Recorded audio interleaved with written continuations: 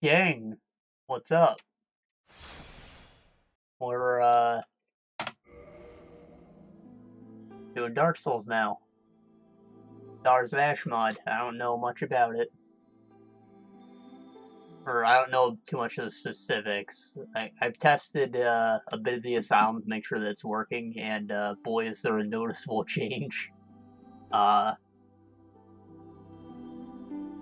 Essentially, the whole game has been rebalanced, so all the weapons, different stats, enemies, different stats, some new areas even, new secrets. Um, all the NPC side quests have been reworked, expanded. They intersect with each other now, so it adds a lot of replay value to the game, I guess. But all of the online functionality has been stripped, so I'm not sure how the quests will work, because they usually involved, summoning guys for fights and stuff. I guess you can still do, but certain things shouldn't happen anymore, right? Uh, Also, another major change, everyone always goes with the freaking key. I don't see why, because, you get keys to unlock every door in the game. This isn't necessary at all. But, this master key is now like a skeleton key. It's single use. Probably because they just give you master keys in the new areas to open up locked doors or something like that. But it's a single use now, so it's a lot less useful. So that means I can actually pick my starting gift. Isn't that nice? More restores HP and status. Black fire on 20 humanity. Nothing for pendant. Okay, so here's the thing. The pendant is like a joke in the normal game, but it could have a purpose now.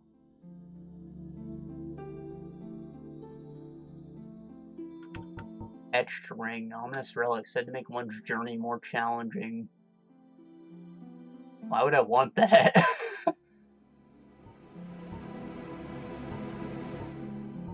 I don't know if the game's easier or harder or what.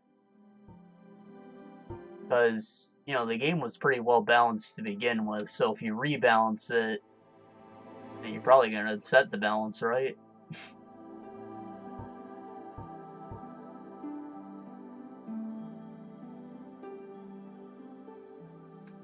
Okay, I'm taking the pendant just because. Then, for class, and I'll start talking about other shit while I'm making a character, I guess. High strength and dexterity. Okay, so because we're playing a version of the game I'm unfamiliar with, I'm gonna go with the build I'm most comfortable with, which is usually straight swords, great swords, and maces. So a balanced strength and dexterity build would be the way to go. But since we're also on stream and we're going to be exploring a lot, dying less would be good. So maybe the knight. They start with high health and natural armor. Oh, actually, the warrior's got higher resistance stat. Higher health still. I guess we'll go with the warrior. Then again, that kite shield is, I believe that's a full block.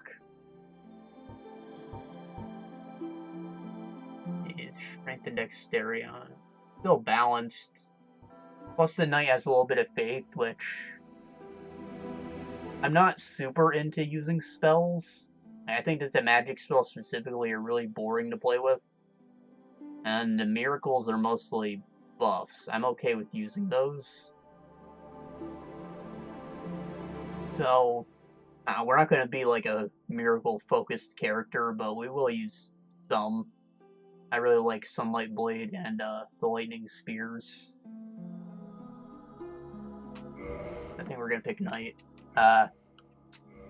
So anyways,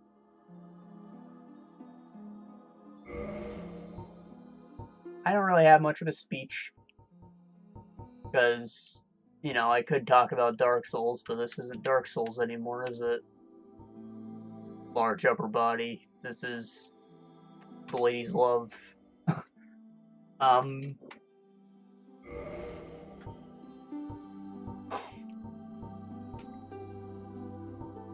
So I'm going to say right away, I really dislike the game's community.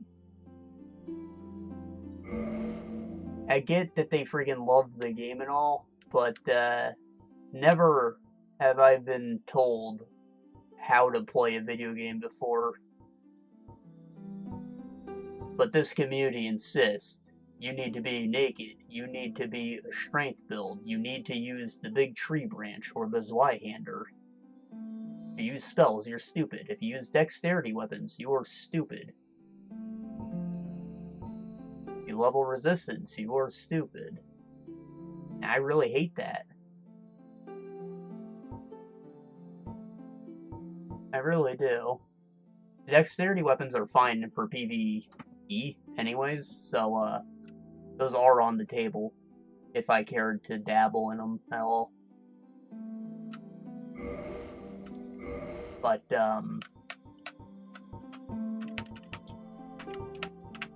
even then, I don't know where that came from, you know? I guess maybe the moveset isn't too good against evasive players. And the spells I do think are legitimately boring, but like, I don't know. That's a matter of opinion.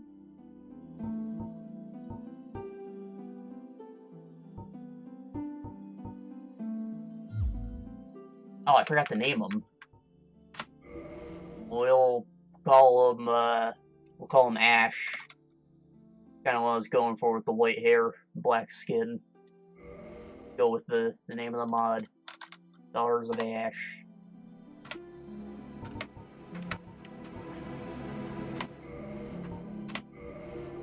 Oh, anyways, I totally forgot to mention, we're playing only using the keyboard, because when I originally installed Dark Souls, ESFix didn't work. For me, anyways. So the mouse controls just never kicked in, and I was like, okay, well, from what I've seen, the game plays like a 3D Zelda, so I just freaking copy and pasted my controls from Ocarina of Time, and, you know, I played through the whole thing with a keyboard-only setup, and I blazed through it. I was told the game was really hard. I just kind of played it, and I loved it. I was like, yeah. And I died a lot, but hey, I wasn't stuck anywhere forever, like my brother is the one who showed the game to me. Light and dark. I'm talking through this just because it's a long cutscene, and there's really not much to it. From the dark, they came. The game has a story, there's plenty of interesting stuff to get into, but this is not the place to do that. You go over to freaking Body Video or Moonlight Butterfly for that. Doesn't mean I'm gonna avoid story. I might even do some speculation of my own. We're just not gonna freaking deep dive into it, you know? And her daughters of chaos. That's pretty much the only piece of concrete lore the game has, because it's a cutscene. And his faithful knights. And the furtive pygmy, so easily forgotten.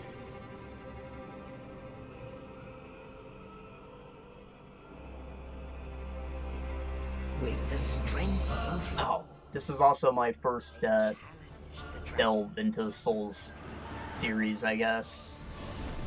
I have never played Demon Souls.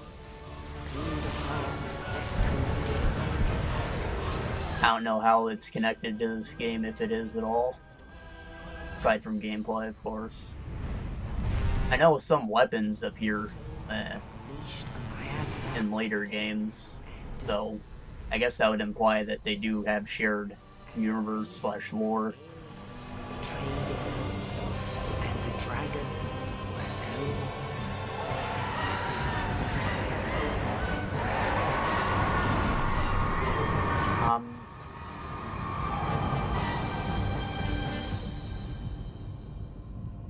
So, began the age of fire. another thing about the community, it's all like a big circle jerk of Dark Souls is the best game ever made. Flames will And I don't not agree. remain. It's a good game. But, like, going that far is a bit much. Even now, there are only embers. And, I think that the real thing is that action RPGs aren't really made, like, ever. The only one to have, like, the only formula to be good is the Diablo formula. You know, the top-down click guys till they fucking drop. But at the time of this release, there wasn't a whole lot to play. And there's Oblivion, Fallout 3. I think Risen was probably the most recent Gothic game. Or Arcana. They are two separate studios, so maybe they came out around the same time. Indeed. The dark sign Divinity 2. Freaking Skyrim 2, maybe? Did I say Elder Scrolls yet? The undead are corrupted and led to the north. And my whole point is all of those games are varying degrees of jank. To await the right? end of the world. I know everyone freaking loves Elder Scrolls, but like the combat's terrible. It's objectively bad. Oblivion, you go whoosh, and that's the combat. Skyrim, it has more of a combo based thing, but it's still bad. Enemy AI is bad. You can mod the crap out of it, but you're still just putting makeup on a pig.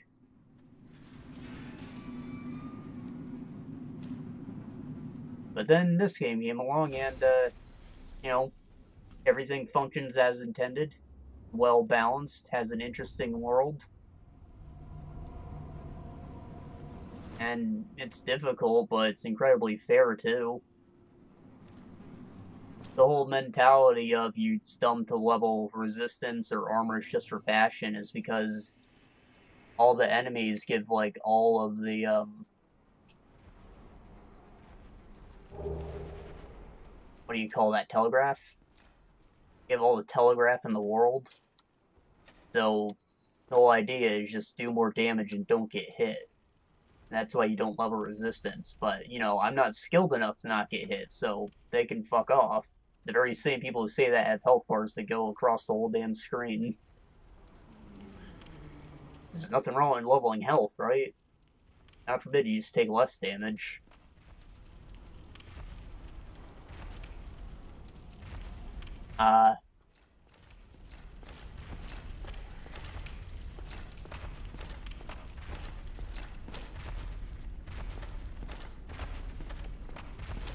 Anyways, games are good. Games are fair.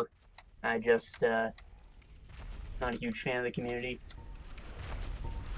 And, since we're playing a mod, and there's no online anymore, I'm gonna play the game how I want, okay?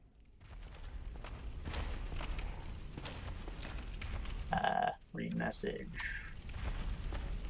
I kind of forgot the controls I set up beforehand.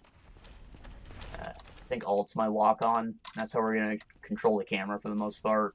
If I'm exploring, I'll move my hand over to the JKIL, whatever we call that. Yoke. For camera movement. Otherwise, my attacks are bound to arrow keys.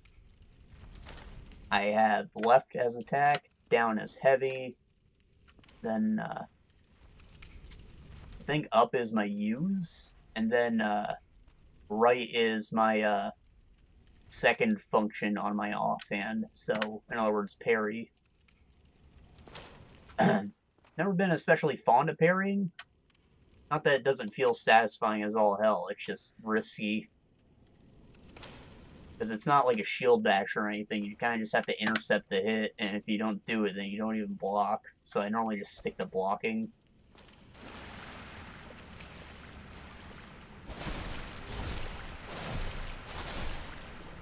I don't know. Maybe it'll have its use.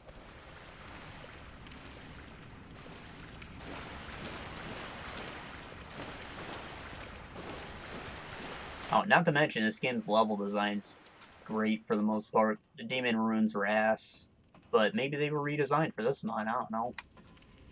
I'm anxious about going there, I'll say. Like, I know it's coming, and I'm not necessarily looking forward to it, but I am.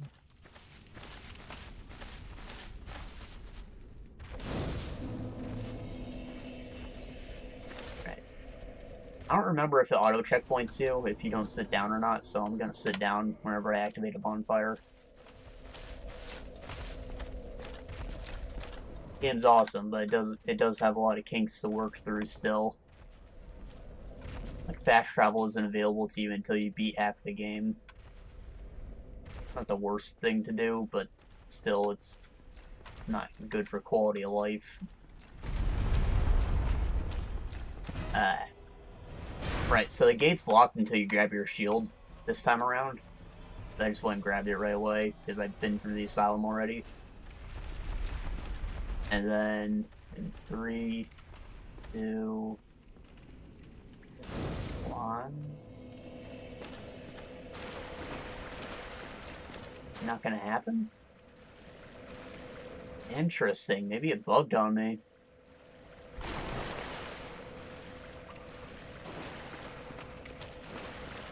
Or maybe I just stayed in the room too long last time?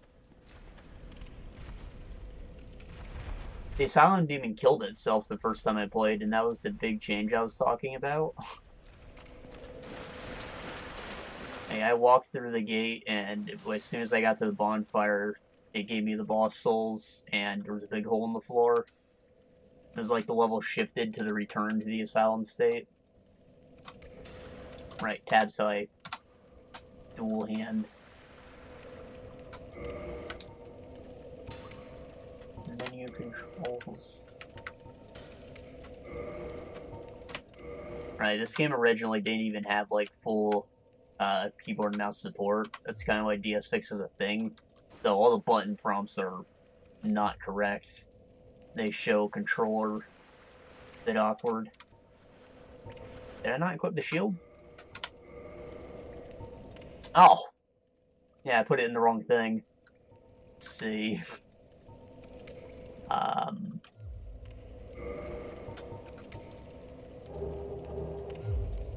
we go. Probably want this screen to be up as their default. Anyways, there's my shield. There's my chibi.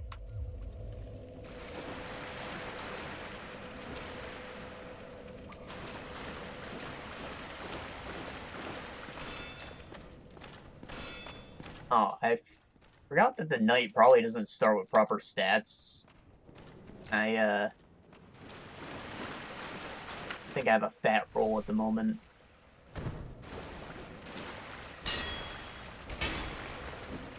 Oh, this guy also, his behavior is kind of weird. He ran all the way into the boss room and just stared down at the pit. Maybe that was supposed to be a trap. I was supposed to fall in. I don't know why the demon's still alive. Whatever. We'll just fight it like we're supposed to, I suppose. By the way, the broken straight sword is just a piece of crap. Completely useless. Every weapon in the game is useful throughout. There's nothing that's objectively better, I don't think. Because they all have different movesets and effects on them. But the broken straight sword is actually useless, sadly. You can't even repair it into something for endgame or whatever. As cool as that would be. I'd be doing the same damage if I was unarmed.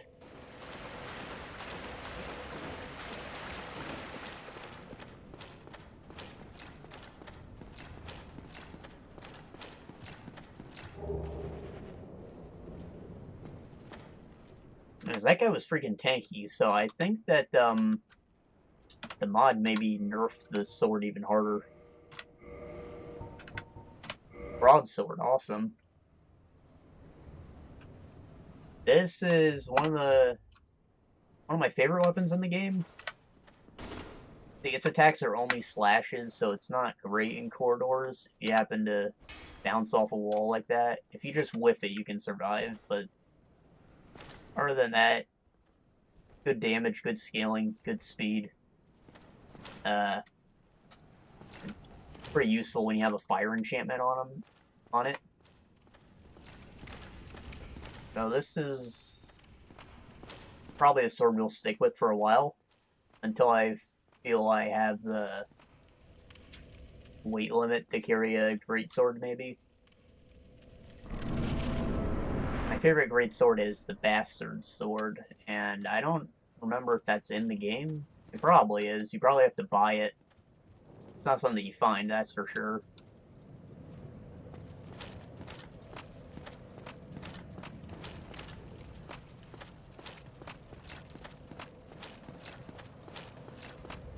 But, you know, if we're gonna have a little bit of faith, I could go for the Claymore, too, because that has natural face scaling. You can also get it relatively early in the game. You just have to avoid a dragon for a minute.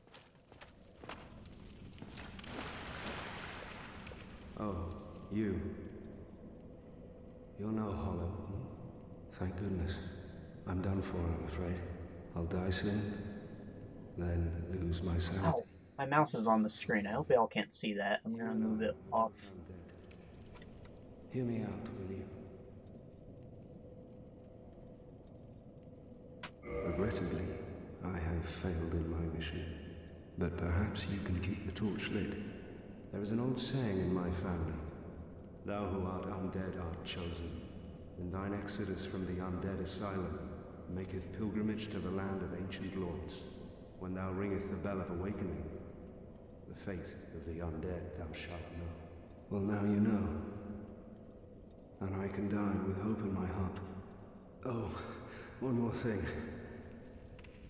Here, take this. An Estus flask. An undead favorite. Orange juice. Sunny D. Now I would hate to harm you after death. So go now. And thank you. I'm pretty sure if I hit him, he'll get up and fight me, but Oscar's a nice guy. This is probably the last time we'll see him. In the game's original files, he was supposed to reappear as, like, a helpful NPC. He doesn't actually die here, but that was all unimplemented. I think he was supposed to have, like, even endgame related stuff to him, like, Solaire. If you manage to let him live to the end, he has his own ending.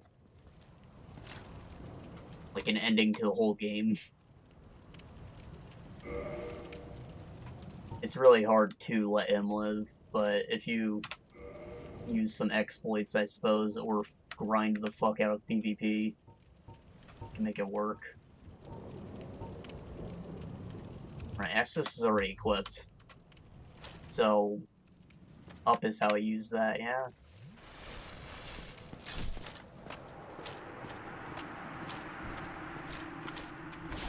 Game started as hollow, how cruel.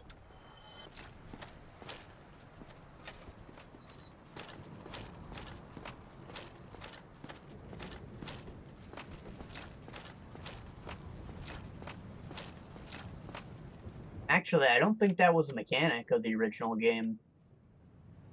Being hollow just meant no online, but now our health is reduced, like in Dark Souls 2 and Demon Souls. That's probably how they compensated for not having online in the mod.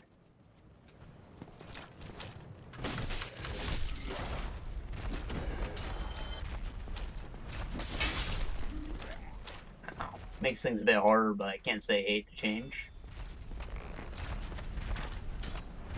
I think I liked it best in, 3, where you just get a little buff when you are human, or kindled, I guess they called it.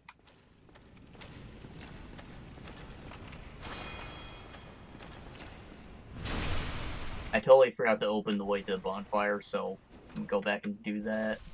before we enter the boss room. Get the plunging attack, the best move in the game. You can only use, like, once.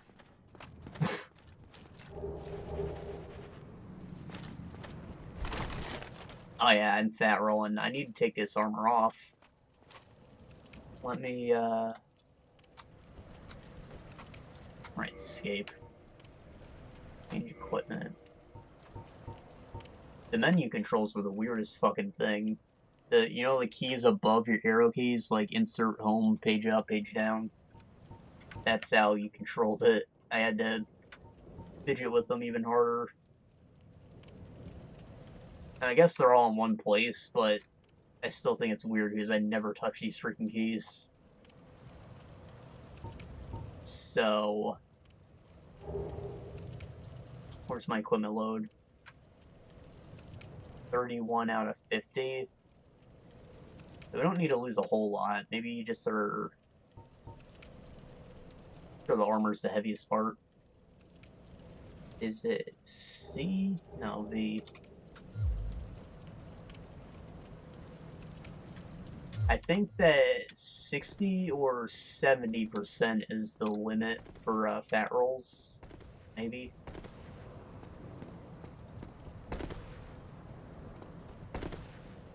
Or that might have even been the normal roll we were doing. I don't know. Need to wait till we have a bigger equipment load to test that.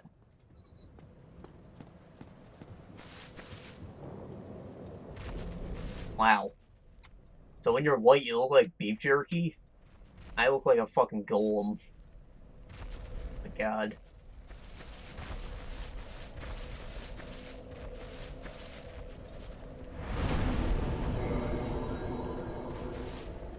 Oh, normally you're supposed to buy the bottomless box, but I guess the game has a lot more items, so they just give it to you here. Oh, not to be racist, but I think that the default face gen for the black guy is hilarious. That's why I picked it. I could have just went and made my own goofy character, but I think that the freaking euphoric black man is awesome.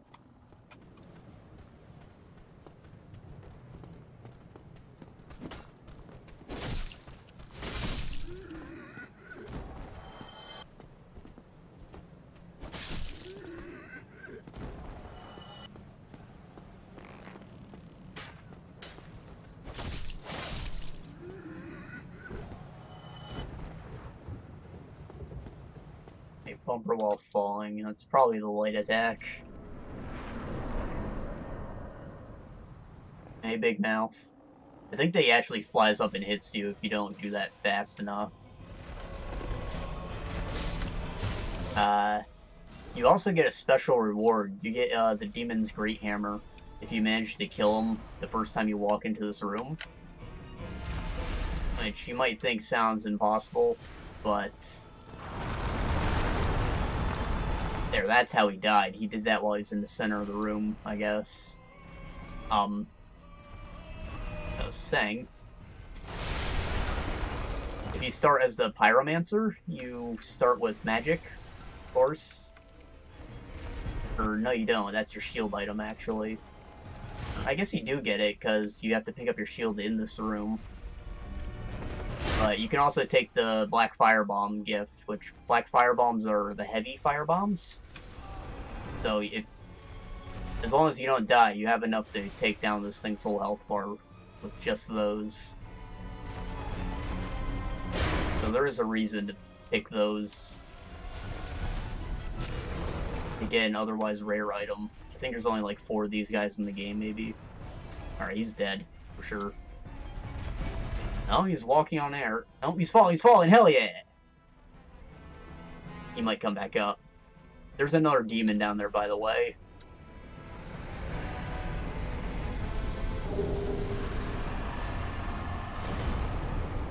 That one down there is not a boss.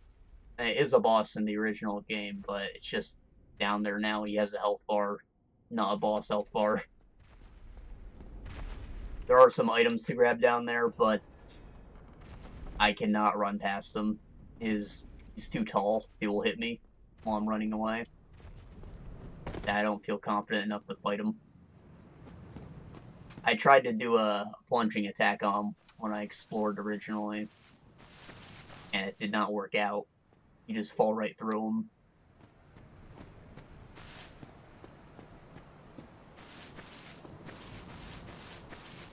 Right over here at this nest is the crows. You can leave items here, and they will exchange them for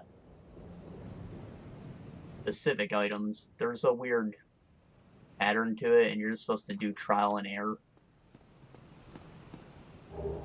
But you can just look them up. I don't know if they changed them or not for the mod, though. So we're probably just getting at them not using it at all. I don't think there's anything that you can only get from the crows in this game, so that's a good thing, I guess.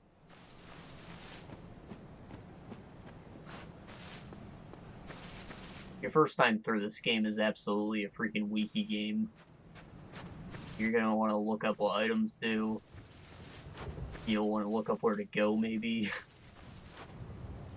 Where to go. You can go anywhere in the game, but some places are just harder.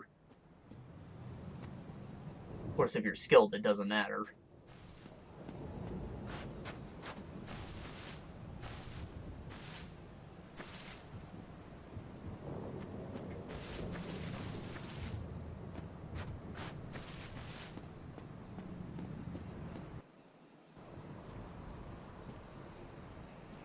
Again, I'm not going to claim to be super skilled.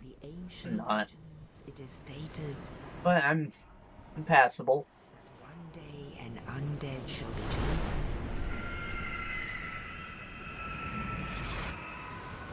Besides, the game's all about not giving up, right? To leave the Persistence. undead asylum in pilgrimage to the land of the ancient lords. Lordran. Not to be confused with Lordaeron.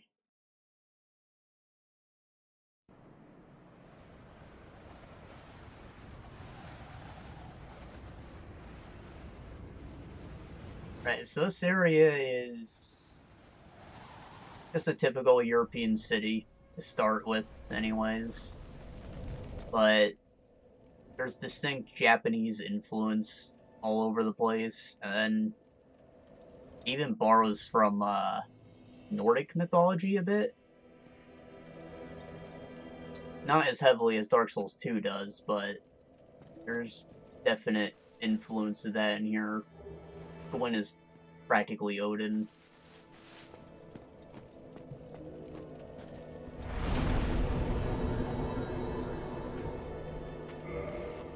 Okay, so we're going to talk about stats real quick here. Vitality levels your health, and it also gives you some general resistance for every point that you spend. It's part of why you don't level resistance generally, but resistance gives you like big points into all of your resistances, as you'd expect. It's really not the worst thing you could invest in. Endurance is stamina and equip load. They're not two separate stats like in later games. I agree with. I think it makes sense that your equip load and your stamina be tied together. Attunement is just how many spell slots you have. Another thing that's really shitty about the spells is they have a set number of uses, and I think there's a ring that can increase the number of uses. But other than that, there is no way to get more spells. So if you didn't know about the game's enhancement system, you'd feel like you were being screwed if you played a mage. And then, let's see. So, attunement slots right there at the end. That's what I was looking for. So I already have one to start with, and that's plenty for now. I have no reason to level this at the moment. Now, strength, dexterity, our intelligence, and faith are all what they sound like. Intelligence is for spells, faith is for miracles. Other than that, they're just damage scalers for weapons. So if you take smart advantage of the enhancement system, you can make some pretty goofy builds. Like, we're going to do a split strength and dexterity, but if I made a weapon, arcane, or whatever the magic scaling enhancement is, I could just have, instead of 11 and 11 in strength and dexterity, I could have 22 in intelligence, and have even bigger scaling out of a weapon that scales well with it.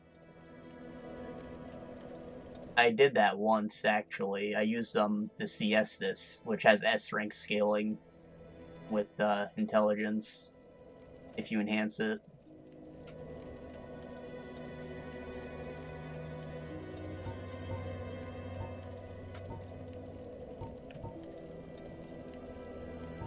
So stats-wise, that's all that they affect. There's nothing particularly bad about leveling any of them, as long as you build smart. Dark Souls 2 even has a big-ass greatsword that only works with intelligence. That's kind of the whole joke of it, I guess.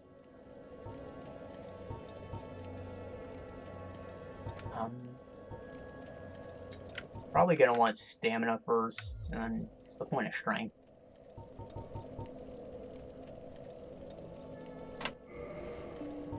Health does take priority over the resistance, but I don't know, I might level it a few times.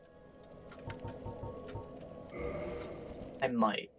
Because, all the stats are soft-locked, as in, when you get to about 30 points, the gains that you get from them start to shrink exponentially.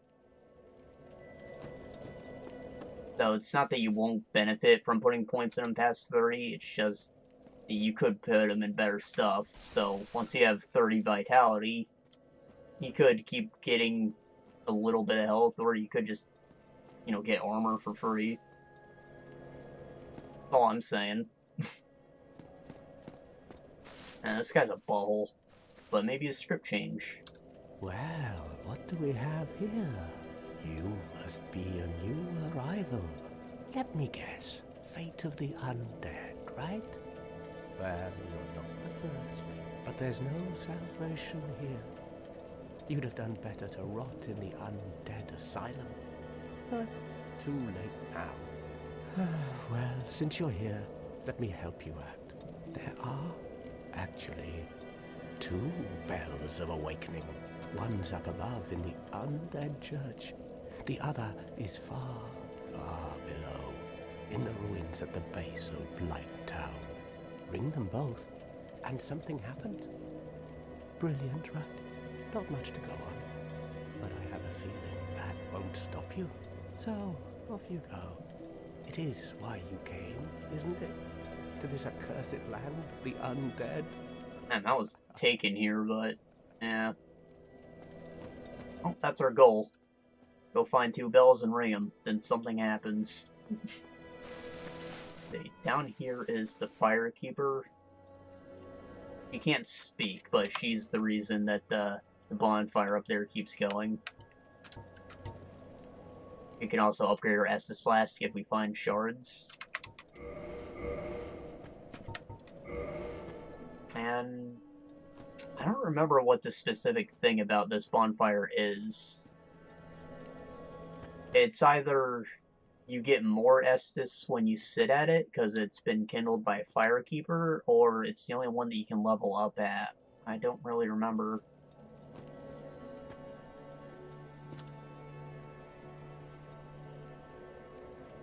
Try liar.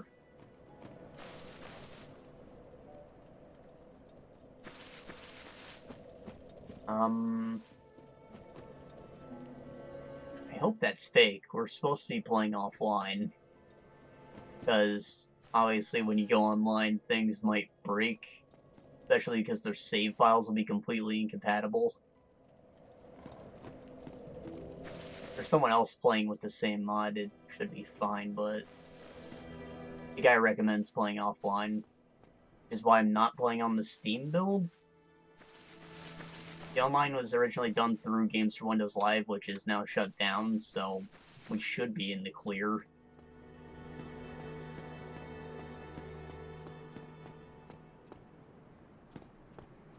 Maybe they just, like, put some artificial messages / bloodstains in places.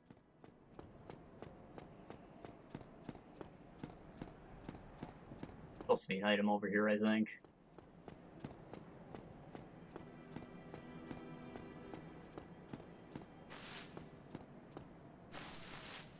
I would like to get the Morning Star. Probably won't use it right away, but I'd like to have it nonetheless.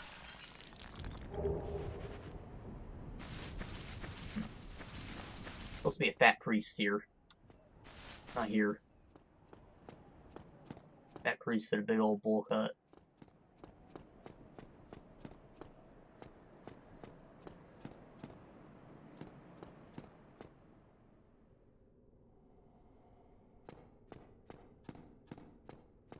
Pretty sure that's the elevator you can fall down to get to the Morning Star.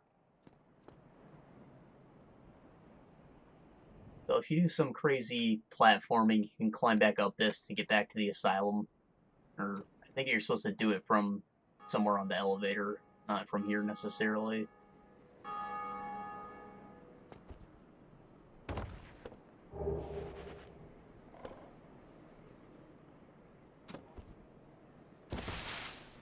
Platforming in the game is pretty rough, because you have to go into a sprint and then hit the dodge button, which is the same as the one you're holding to sprint. So it's really difficult to make jumps. Or it's stiff, rather. There is one boss in the game that is literally all platforming, and I fucking hate it. Not the hardest thing, it's just a really shitty boss because you don't fight it.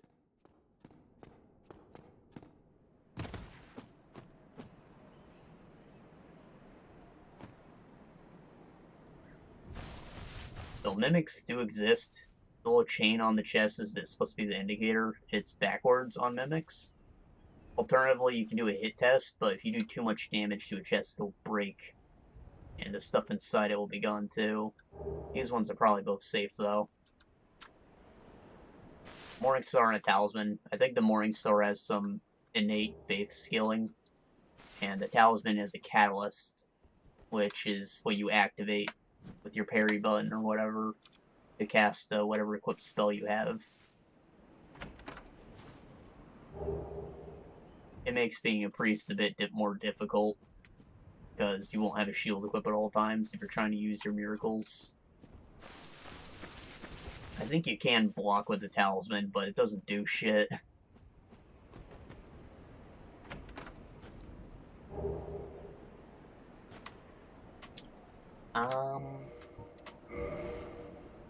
Okay.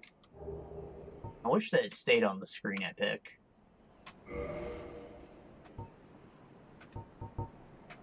So that's just below half. Hopefully it doesn't make us fat roll. I'd like to have the... Yeah. So part of why I prefer the balanced build is because I think the concept of build is stupid. If you just play these games reasonably, they're a lot easier, in my opinion. As in, down there, in the graveyard, there are skeletons. Skeletons don't have flesh to cut at. You crush their bones. They also come back if you don't use a holy weapon, but you crush their bones, and they take a lot more damage.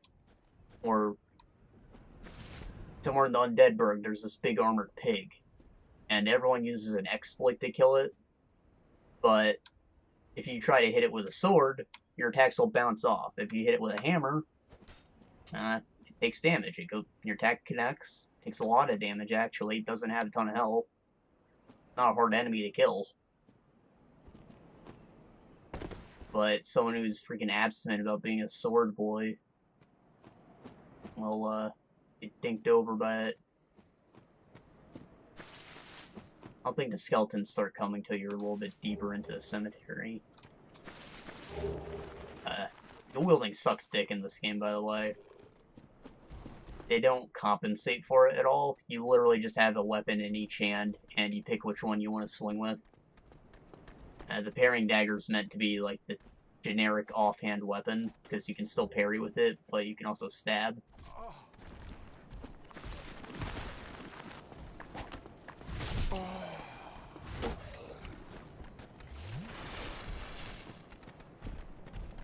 Uh-oh.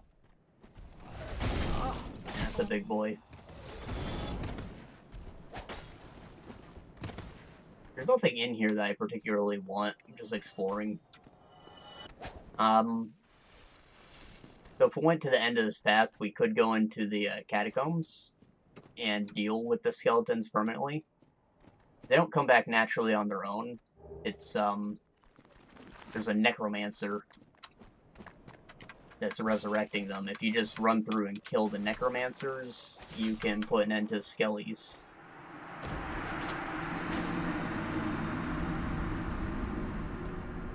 Aside from the skeletons hitting hard, the catacombs isn't a bad place. It's dark too, but with some careful falls, you can skip the entire area, and then the final boss of the catacombs is a fucking joke in the base game anyways. So a lot of people like to do it first, because he guards a very important item called the Rite of Kindling, which lets us upgrade bonfires to get even more Estus.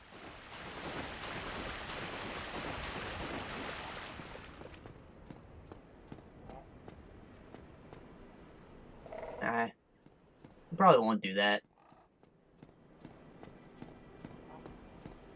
And maybe we'll do it before going into Blighttown, but we'll do the Undead Burg first at least. Not trying to min-max this. What I was looking for? I don't know why I didn't see this.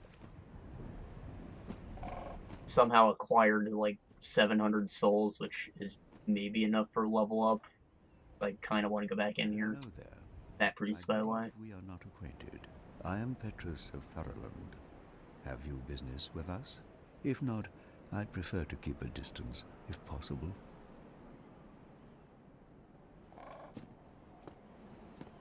Hello there. I realize that I have requested that we retain, but I also want you to know that it is not meant in ill will. Here, take this as a token of peace. No, go ahead. It's for you. I think his whole deal is that he's human still, so he's kind of wants to keep the curse of the undead away from him, though he probably has it. Oh my, you again. I have to await my companions here anyway. So what if I were to teach you some miracles? Would that please you? Sure. Very well. Then first. Already belong to a covenant. To this covenant. Now, let me share mine. Only their ultimate effectiveness will be determined.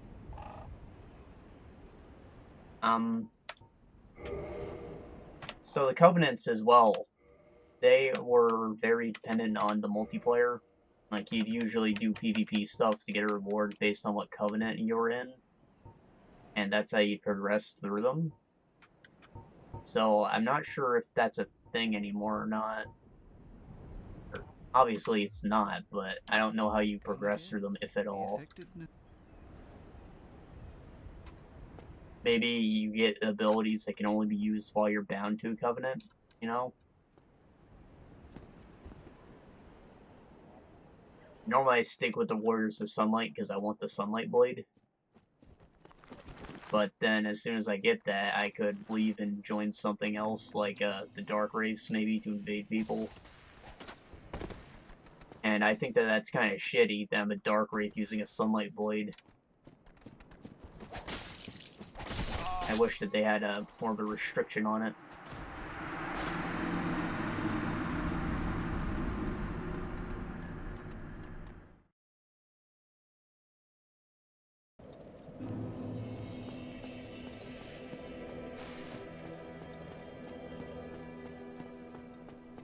Alright, so another thing about the enhancement system There is one enhancement path called Raw, which does raw damage, as in no scat scaling.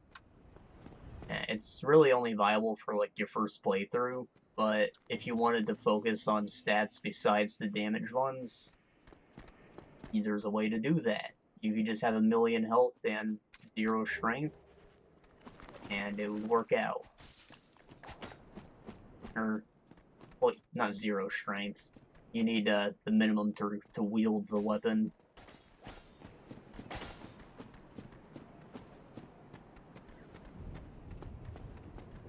Skeletons will chase you a bit far, but they won't follow you to the bonfire at least.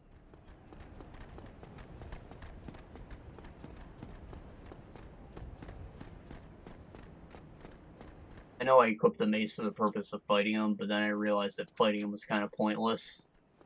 Of course, they might be out of range of the necromancer over here. I don't know how that works. If they're bound to a necromancer, or if it's a range-based thing. Afflicted with bone rush, healing and stamina reduced. Press at a bonfire. Holy shit, what?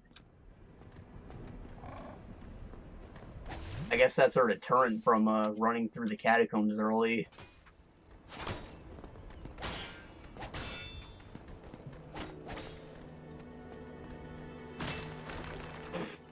Yeah, this is how you deal with them. The heavy strikes make them fall apart.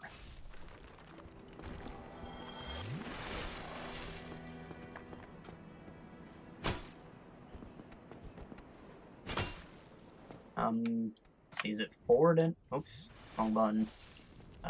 Forward and light is the kick. And forward and heavy is the link attack. There you go. I think that the kick is used to knock down shields. That's why I was trying to do it. You can also knock guys off ledges with it. I'm pretty sure this is just meant to break someone's guard. Alternatively, you can just hit them really hard and see if you break through their poise stat. Poise stat's like an armor that's only active while you're blocking, I guess. It's also general stagger resistance, but you can only block so many hits so your poise drops to 0 before your block is broken, regardless of whether or not you're out of stamina. So when you block like a big hit from a boss, that'll usually break your poise and your guard will break, but you still won't take damage as you did block the hit.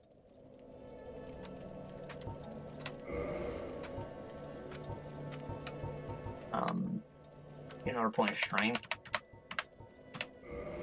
Great swords are more geared towards strength, so we will have a little bit of dexterity, but we're gonna focus on the strength at least.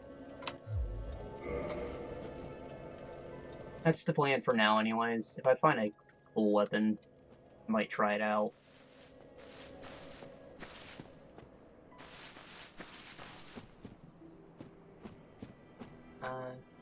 So here we can switch back for a broadsword.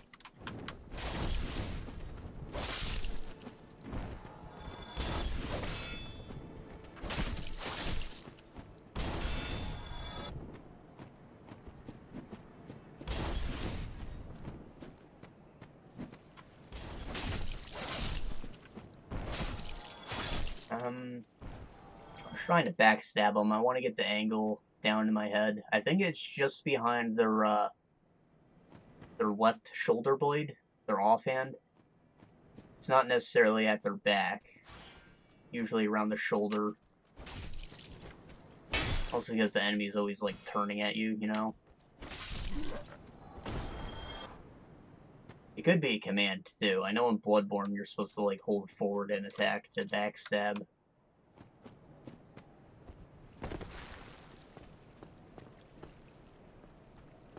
Oh yeah, if it cements my position in the From Software circle jerk.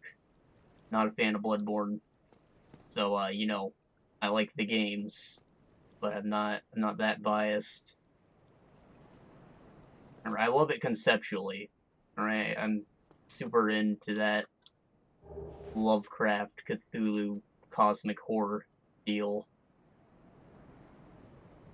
I've just played the beginning like 3 times and made 0 progress, so I determined that I'm not good at the game, / I can't play it, / I don't like it.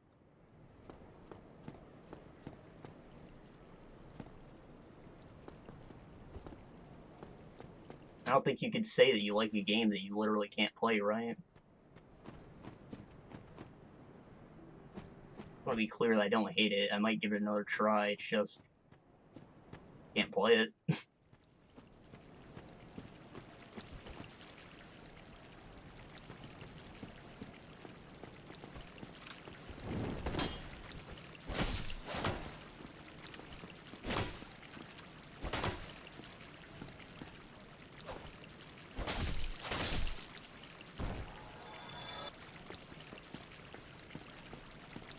Well, again, the game it was advertised as being super hard, or this game specifically wasn't, but that's how it gained its popularity. And, you know, when Dark Souls 2 came around, they're like, this is the hardest game ever made. And the ads. And really capitalized on that. But, you know, games are generally harder in Japan. And this is a Japanese action RPG. A JRPG, if you would. They're pretty rare. It's kind of a big deal when Breath of the Wild was a thing.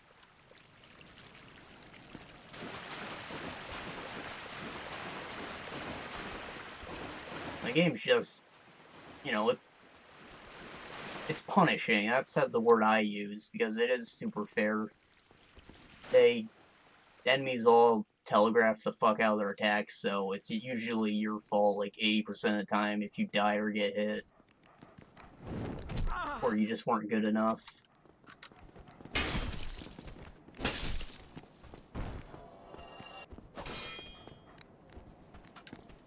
But you see, they're not super relentless either. Like, you have breathing room.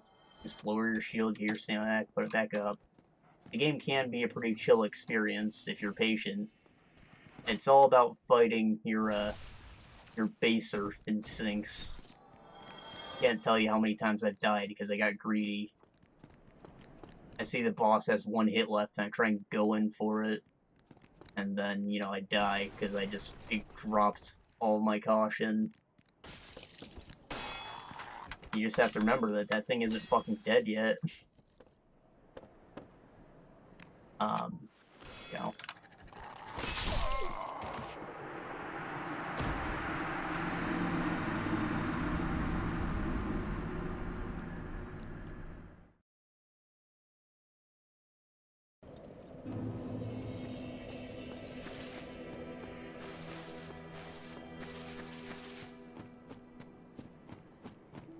Okay, maybe chill's the wrong word, but, not frustrating.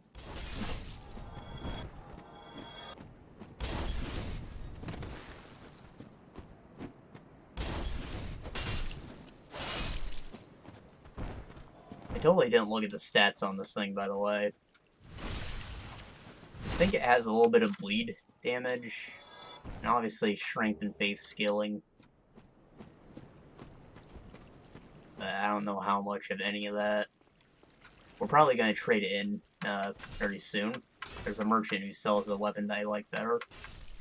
It's literally just like a fucking drumstick.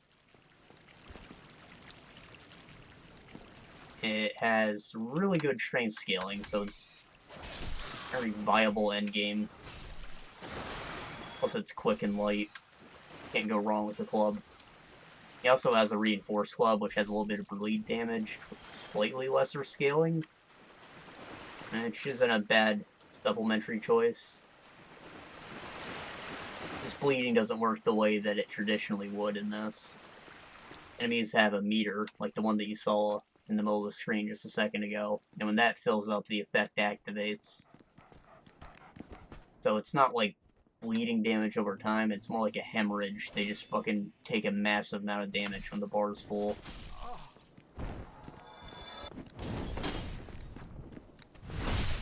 That left shoulder. Maybe it's because their bodies turned during the animation, I'm actually behind them. But Left shoulder's how I remember it. Oh, he's alive.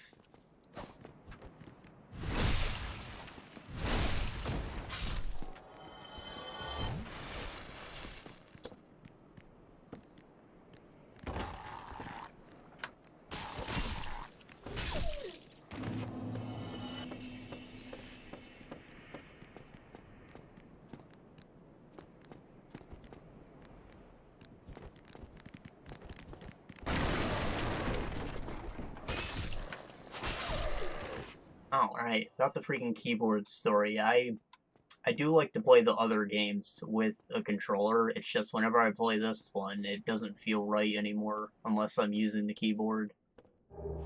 So I'm really not limiting myself. This is just how I want to play. It's how I like to do it. It's how it feels right to me. Probably because the game's so deliberate. And I think that picking a direction to walk feels better than using the stick for whatever reason. I think the arrow keys feel better than buttons.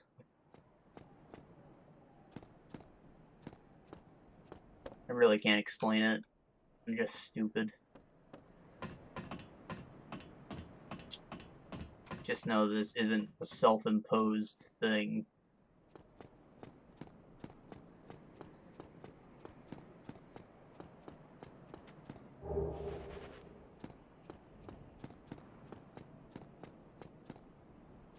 I wish that the game had music. I mean, it does for boss fights, and that's epic, but some ambient background music would be nice. This isn't Team Fortress, there's not bullets flying at every freaking second. And it's not like enemies make an audio cue when they're attacking either, or anything like that. It doesn't help you to be aware of your surroundings like that. Unless you're trying to listen for some sneaky boy, then maybe the footsteps will help.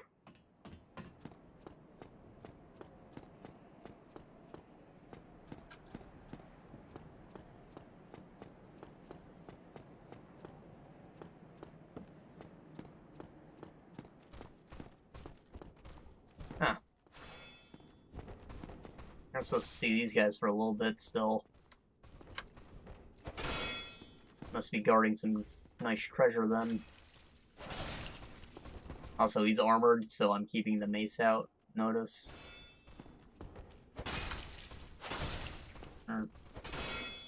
It also has a nice little smacky attack. Nothing wrong with using the sword, but it does help to use blunt.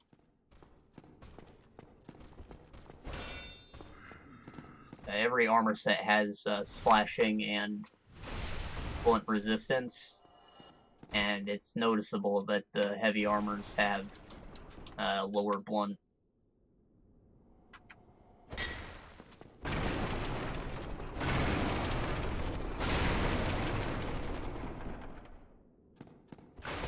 Alright, it was fully intentional.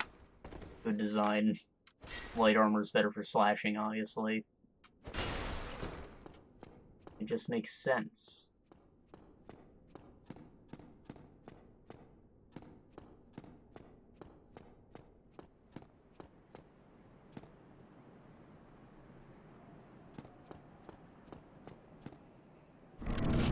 I really enjoy Kingdom Come Deliverance because of that same design philosophy.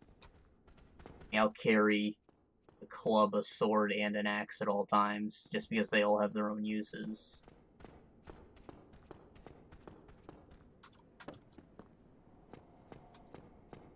Except in this game, axes are the balanced weapon.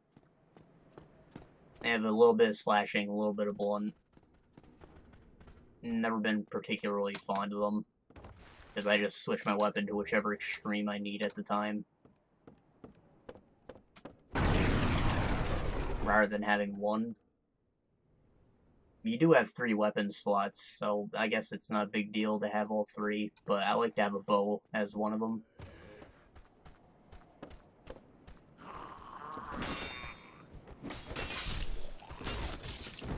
The bow would be more useful if you can move while shooting, but it's still not the worst thing to have around. The tool at your disposal. You're not an idiot if you use it.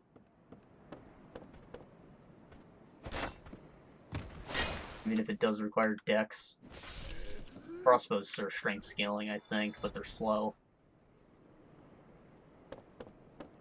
Which is really not the thing you want to do when you're trying to keep your distance from the enemy.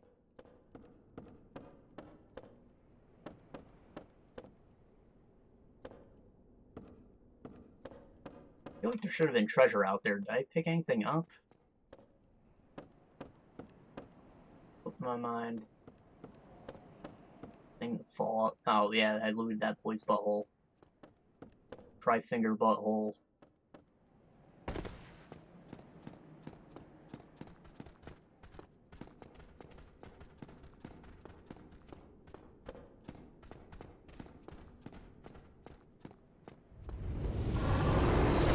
Oh, hey, it's the dragon.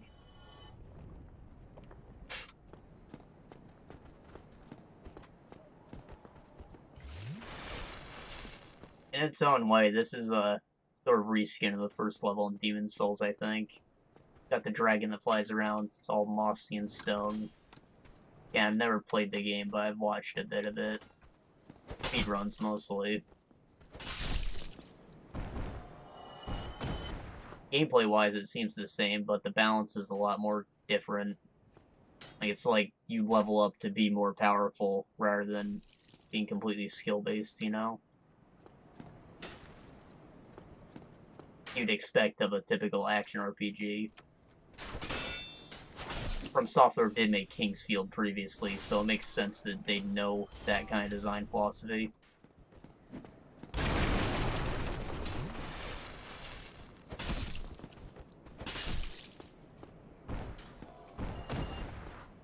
I think that the merchant I'm looking for is down here. We should have our club.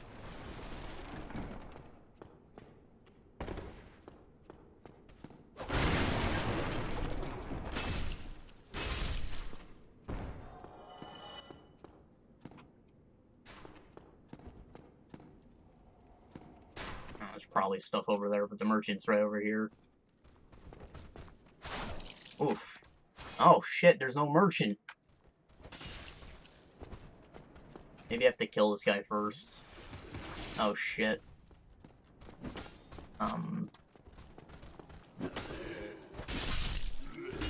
Got them both in one hit. I was thinking it was bad to go for that. This weapon.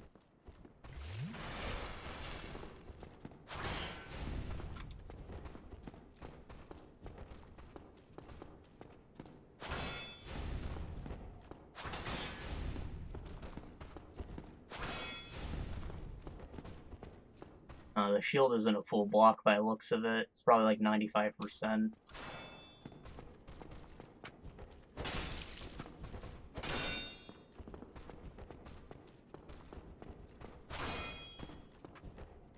Shield isn't super necessary either. There are plenty of people who just like run to avoid attacks. They don't even dodge or anything. But I like it. Makes me feel safe. You drop the rapier. Rapier is a dex weapon, as you'd expect, but it also, more importantly, it's a stabbing weapon, like a spear. It's got reach. It has its uses. Why, community? Why you gotta be so mean? The merchant that's normally there sells a special katana called the Uchi Katana. Not only does it have some of the best dex scaling in the game, and it's cheap, but it also has a very powerful bleed box on it. So it's one of the best things you can actually invest in early game. But again, that's a dex weapon, so community hates you if you do it. I personally dislike the katana moveset.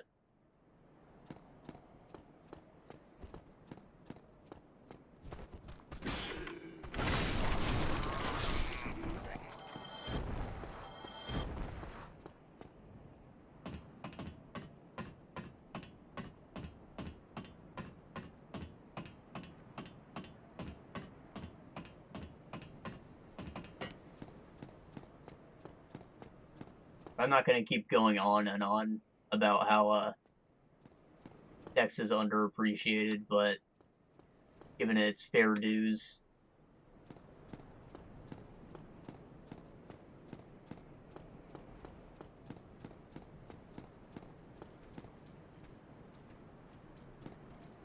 Weakness, resignation, as in don't give up. Somebody, please let me out of here. Somebody, anybody, help me. Unlock the door. Damn, I'm finished. How did this ever happen? How could this happen? Locked. Oh boy. Can I break it? You have to be careful, because your sword might go through the door and kill him. And that would not be good. And another thing about pyromancy. Very few enemies in the game have any fire resistance, so that's kind of the easy mode to go.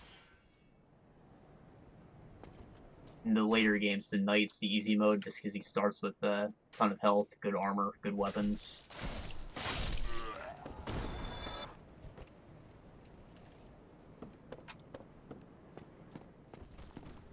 But here, pyromancy doesn't have any scat scaling, and very few enemies are resistant to it. So it's really just pay money to get a stronger weapon in that case. They turned it into a hybrid of faith and intelligence later on. I think is a good fix, probably.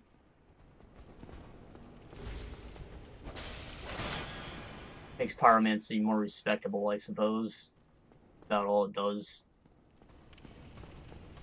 Viable in later games. Some of the spells you get for pyromancy are pretty crazy. Big ass explosions. Guy invades you, he just triggers that once, you didn't even get a fair fight.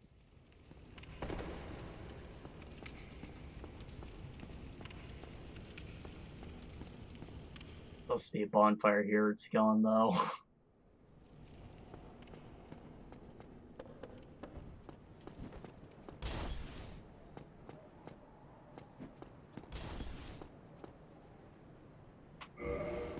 Plus the glove itself has a little cantrip attached to it, so it's like a little boom from your hand.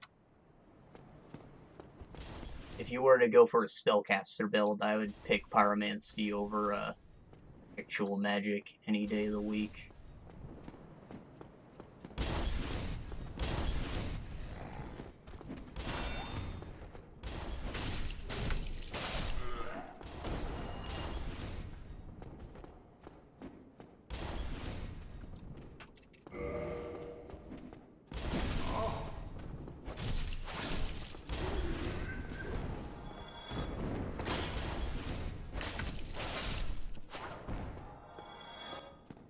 Ugh.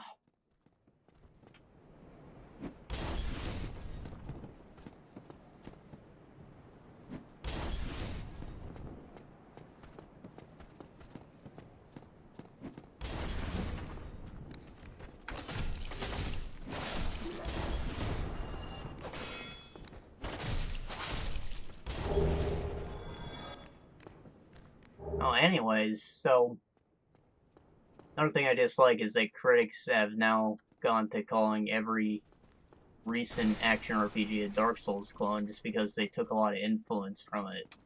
But as I said before, all the action RPGs previous to this game were various levels of jank. This is a working formula.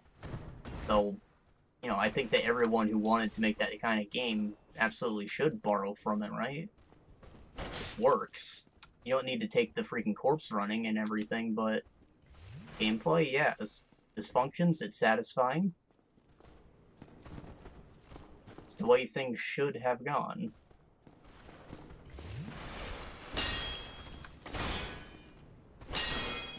You go play freaking Divinity 2 Eco Dragoness, not freaking Original Sin 2, even though everyone calls that Divinity 2.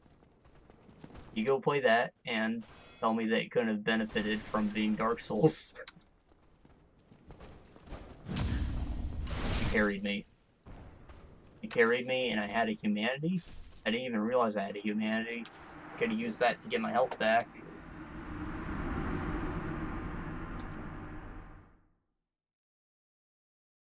Humanity is a weird thing. You get these little black diamond-looking things that you can consume to get it back. Someone's fighting.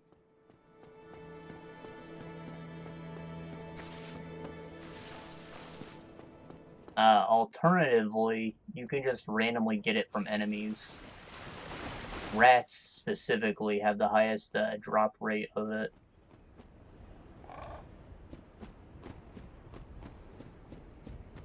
They drop both the shards and they drop the actual free humanities into you the most often. But every enemy just has a chance of giving it to you randomly. That's why I was unaware I had it. I think that you might also get a free one from killing bosses.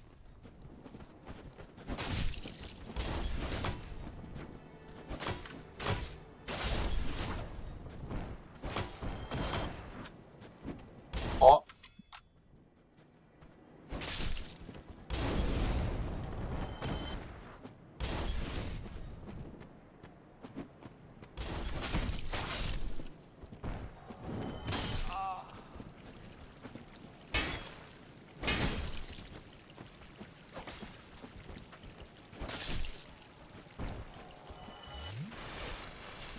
Another thing about this community's big circle jerk is that I'm sure almost anyone who watches this is going to be one of those people who reps the fuck out of the game, has played it before. So a lot of the information I'm talking about is probably lost on them.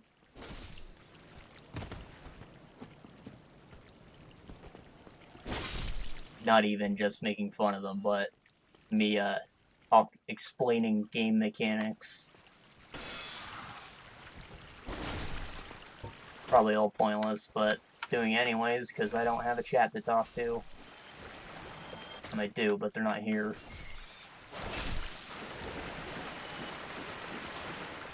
Oh, just saying what's on my mind.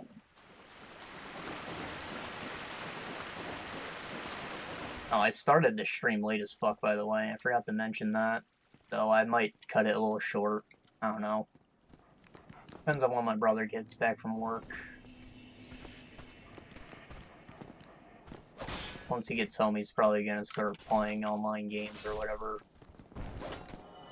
And that'll possibly give us a little lag. I don't know.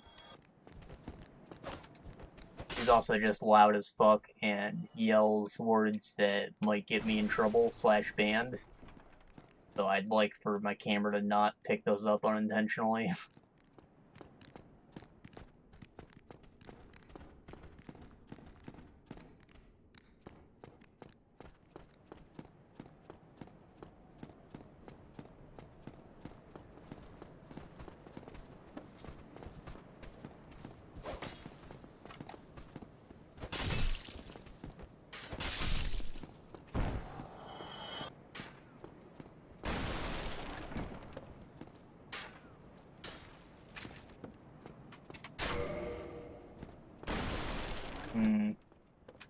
That's the one.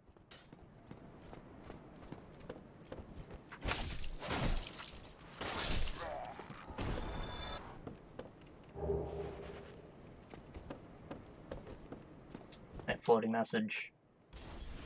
Bravery. Oh yeah, when people upvote your message, you get a little picture change.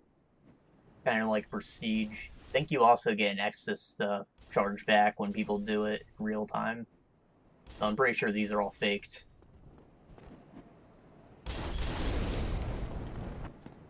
This is tutorial zone, so they're probably being nice to us. Maybe the first illusionary wall will have a message on it too. So I'm sure the developer will troll us a bit with it as well. Dark Souls 2 has like 0 illusionary walls in it. There are a few, but they're very rare. Same goes for 3, but people will just look at suspicious looking walls and drop a message.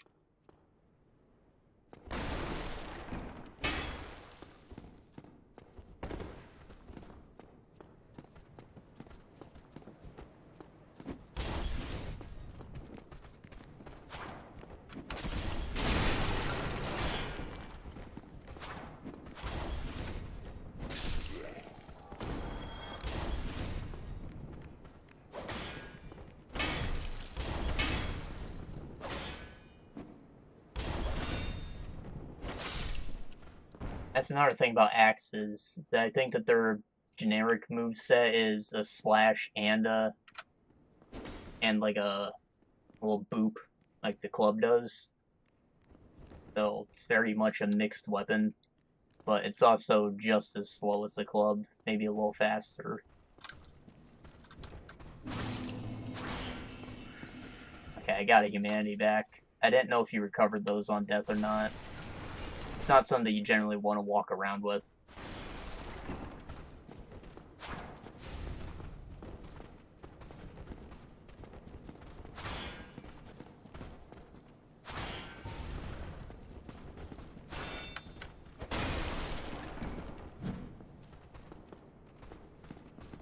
Come on, you freaking ninny. I don't know what that word means. Yeah.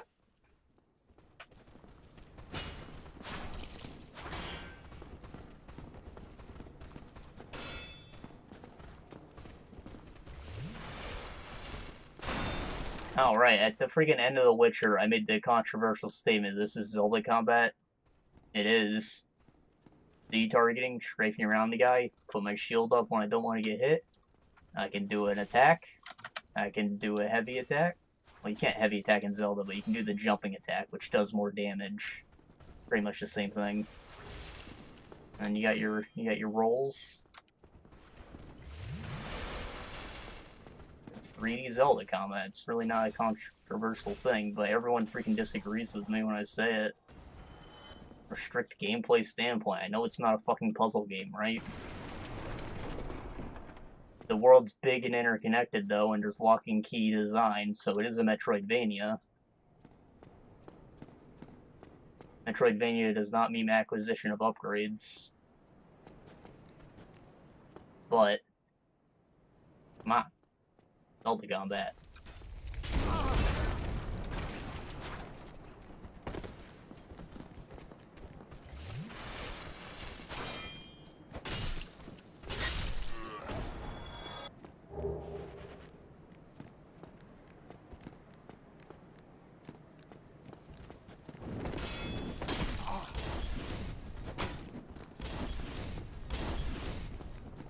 I wouldn't be surprised if that's what the developers were going for when they made Demon Souls. The closest thing to action guy with a sword was Zelda at the time, right? King's Field is a first-person game where you click in real time, but it is far from an action game, so it doesn't quite count.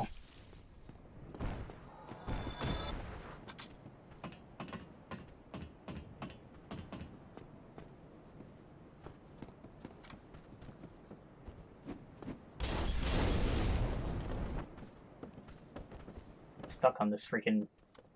Oof. Oh. Oh. That boy. Hey, made it over the little step boy. I did it. Try jumping.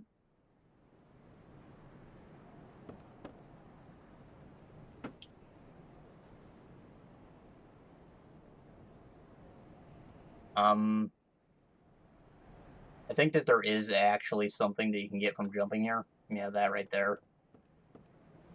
The issue with that is it puts you behind a black knight, I think.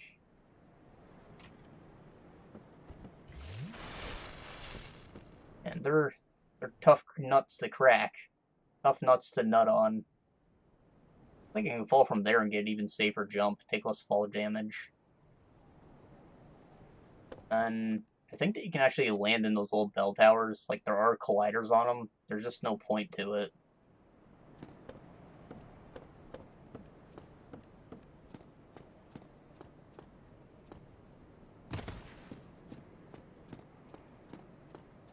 Maybe if you were doing PvP, you'd skillfully jump over there, and the guy would either have to come and meet you, or that'd be it. Because you can't go into a boss when someone's invading you. So you have to deal with them one way or another.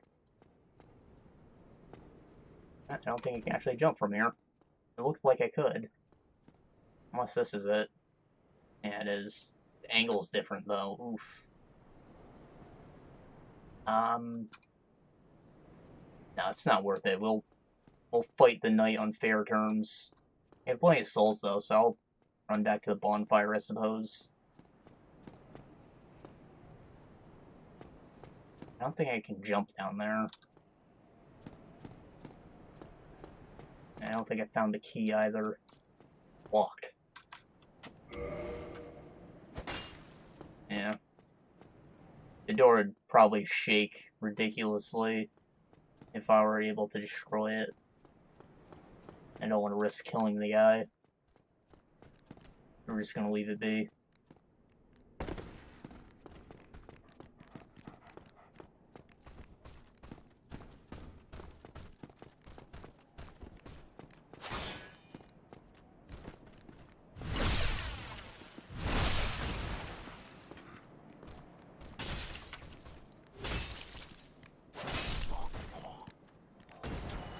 Alright, on top of the telegraphing in terms of fairness, you also have like a ton of iframes on your roll.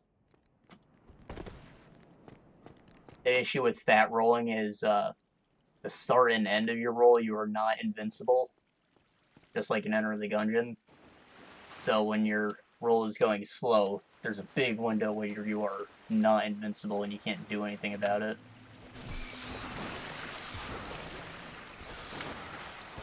But the iframes are extremely generous in this game.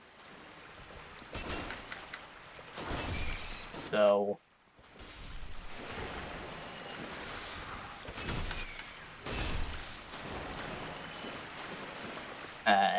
big joke is that when you see a big enemy, you just roll into its legs whenever it attacks, and that's all you have to do to survive.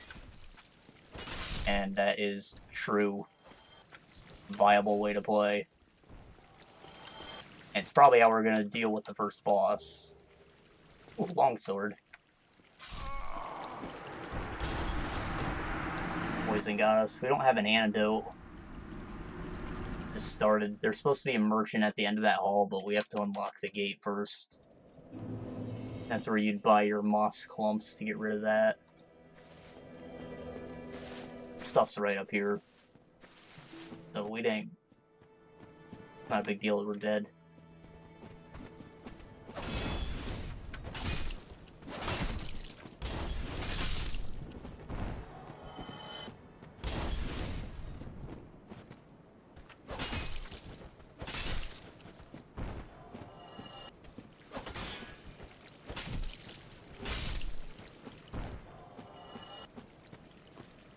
I'm not super bummed about that bonfire being removed, because in my opinion it's a pretty generous bonfire, since it's right next to a shortcut. It really doesn't need to be there, and they probably took it away just to cement the fact that this is a different game.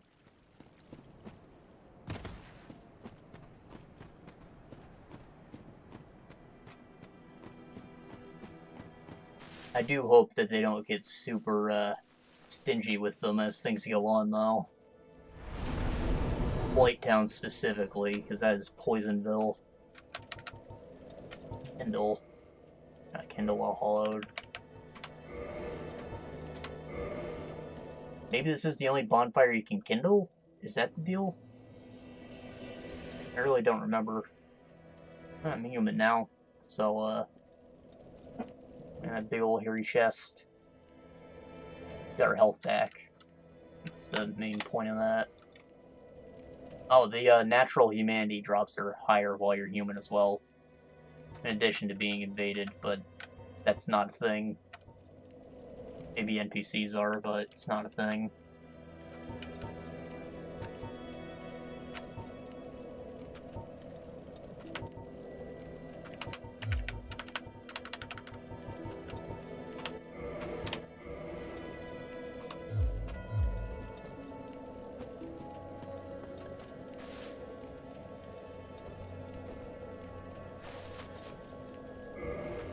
I don't think we have the equip load to put on our armor again yet. We're gonna keep our bare chest out. Look like a proper African stud.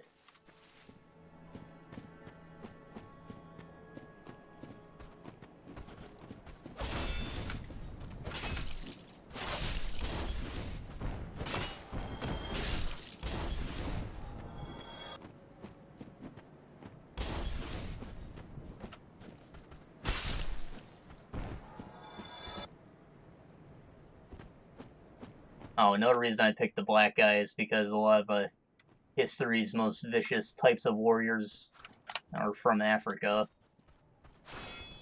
I do have a legitimate respect for their combat prowess. Play Red Guard a lot.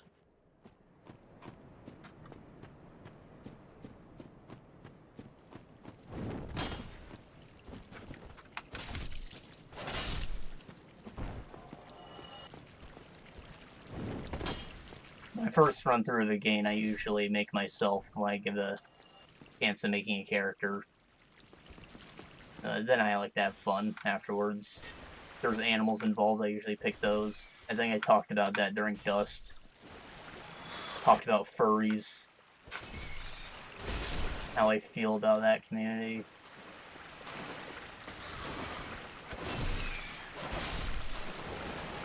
I like to be animal people normally too. I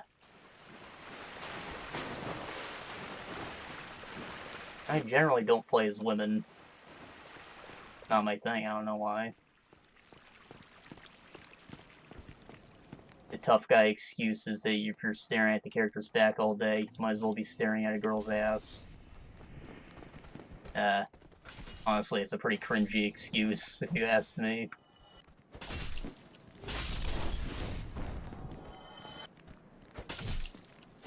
It's more likely you just identify more with women.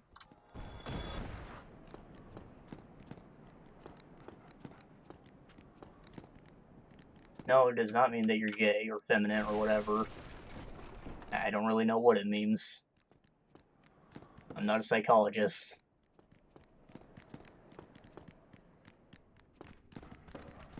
That said, when the game makes your protagonist a girl by default, I like to play dress up, not gonna lie.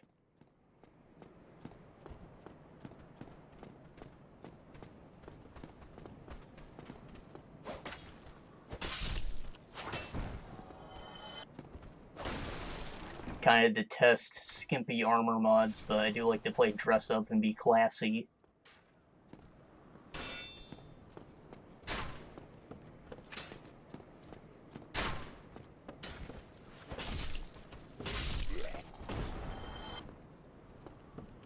That's summon?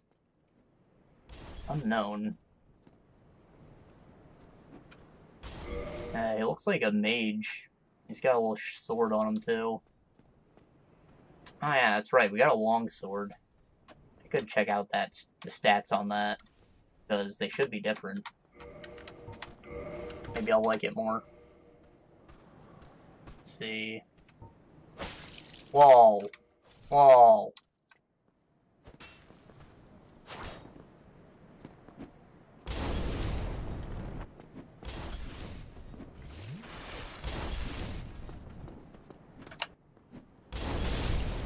Trying to do a jump attack.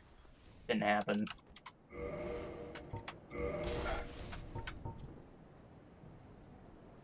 I understand why there's no true pause, because this is an always online game, but it always kind of bugged me, if I'm being honest. That's the display I want. So, damage reduction. The physical at the top is the most important one.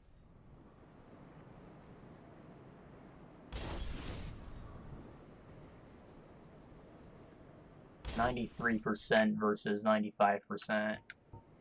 Yeah, our shield's better.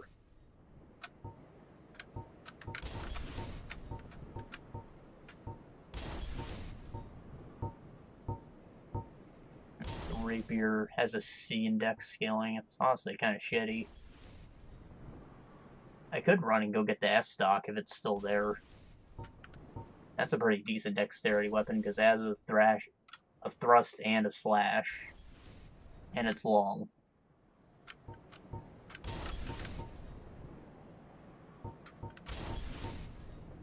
I get less scaling out of it even though it's the same. Lower base damage on the longsword. Has a thrust attack though.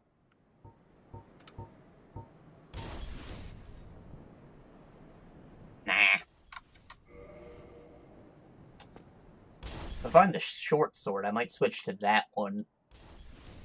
because it's a little faster than the longsword, and it has the slash and the thrust on a better pattern, in my opinion.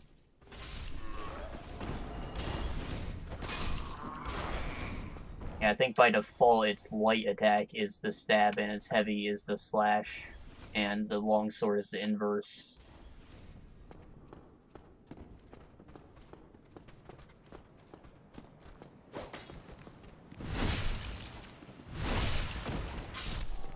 I am a big fan of that one. I might trade my broadsword for it. Just to try things a little differently. I did say I want to stay in my comfort zone, but nothing wrong with a little experimentation.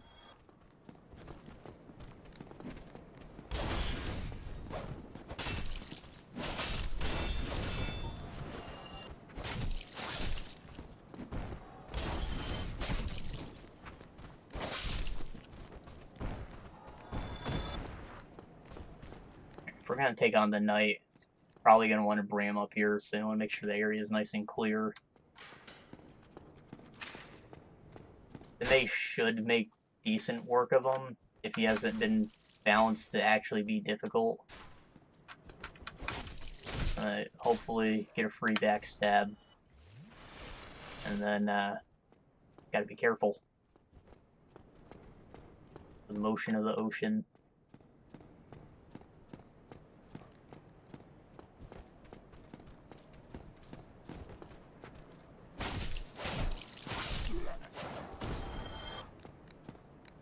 Hey, a bonfire. That's an awesome place to have one, right next to the fucking knight. The one thing I do dislike about keyboard controls is that you can't, like, put pressure on the movement. So you have to hold down a key if you want to walk. In my case, that's the control key. This makes the enemy less likely to detect you when you're going in for a backstab.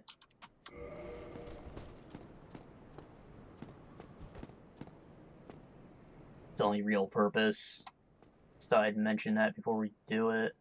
Of course, I'd like to get a key if I can get that freaking bonfire first. There could be something back there. I have to make sure I don't alert them. Oh, they're just doggies. That's wonderful.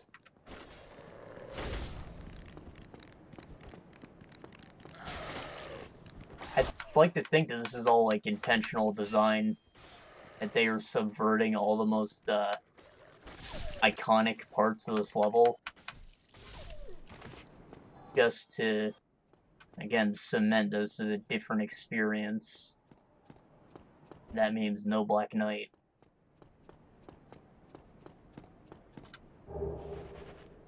Nah, just a shitty broken sword. There's supposed to be a ring here.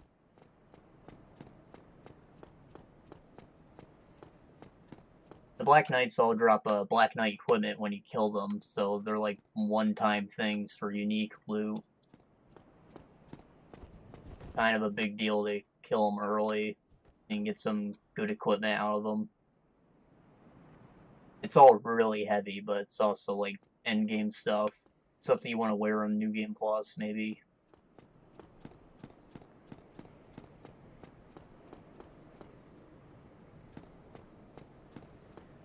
I don't like that the Black Knights are giants, so their weapons are all named wrong.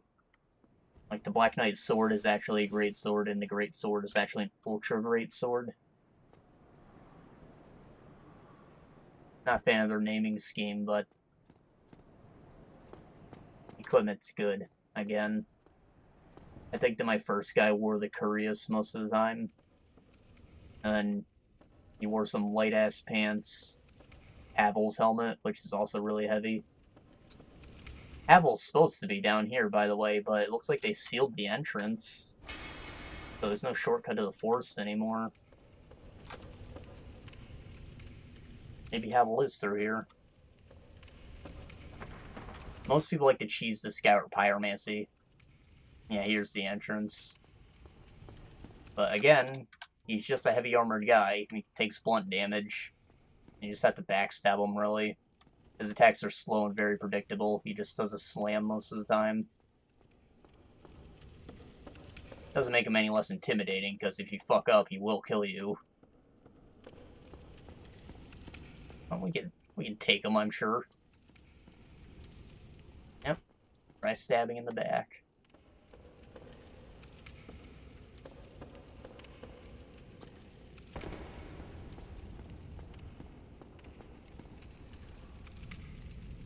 Oh, the merchant.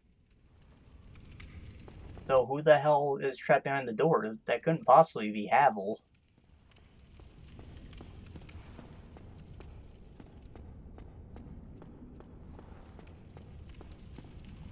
This leads to the forest, which... we don't... It's not super deep into the game, but there's a really nice shield in there, and a lot of people would like to get early if they had the key. Well now, you seem to have your wits about you.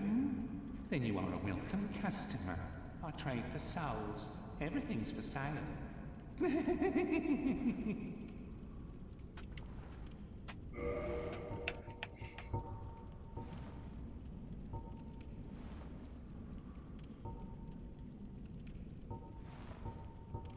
See, this is useless to us. Consumables are okay. They have their use if you're trying to apply, like, poison with a poison throwing knife. But you should definitely not rely on them, because they're the one thing in this game that you do not get back. You just have to buy more. Repairs weapon. Kind of forgot about durability. It's not something that replenishes like in Dark Souls 2. It just has durability. You have to repair it like every couple hours. I guess we can buy a couple things of that maybe. There's the short sword. And there's the club. Short bow.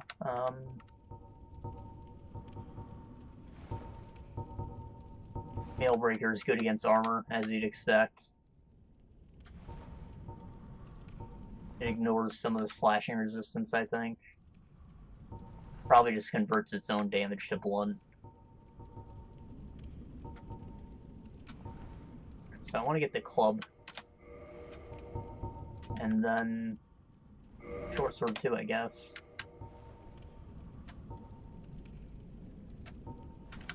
I'll buy 2 instances of this. And so I don't feel tempted to go back, I will buy a bunch of arrows.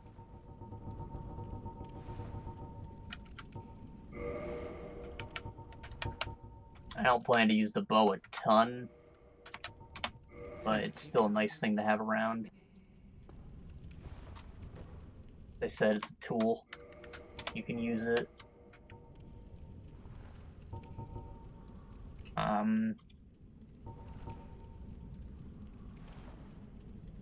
Why do I want any of these equipped?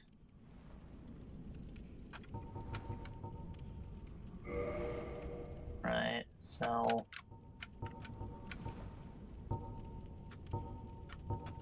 I get 93 out of that. I think that number to the second last one, I believe that is poise damage. So the club does a lot more against someone's block by the looks of it.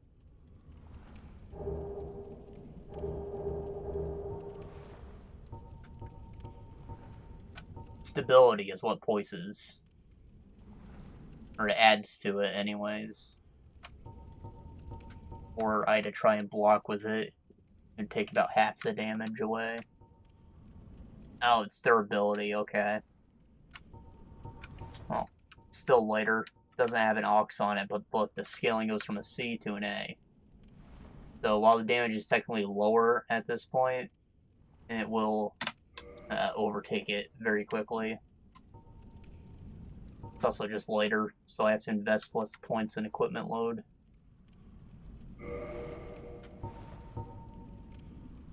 Short sword's a little weaker, but it's got a better moveset. It's also a little lighter.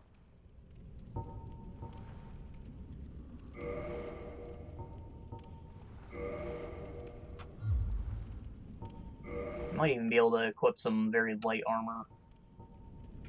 Nah.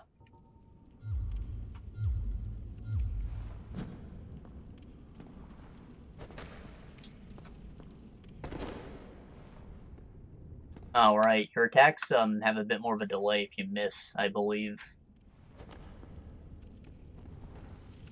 No, it just looks slower. I don't think it actually is.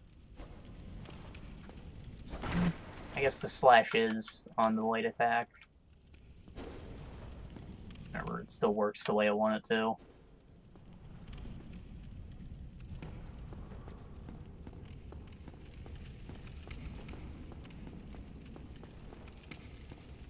The slash isn't very wide on it either. So that kind of helps.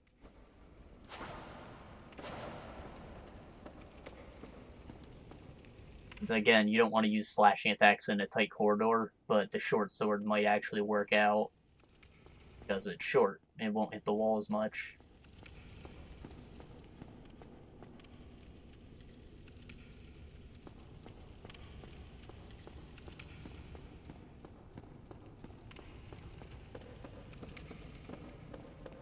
You know, if Havel turned out to be the first boss here, I'd poop.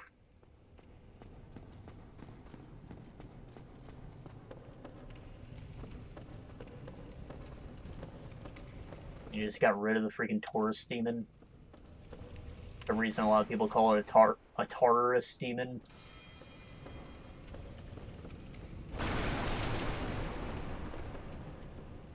Taurus, you know, like the zodiac sign of the bull.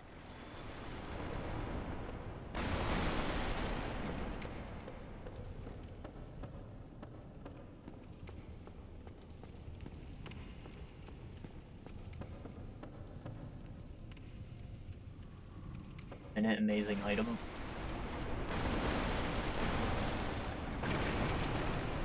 There was no amazing item.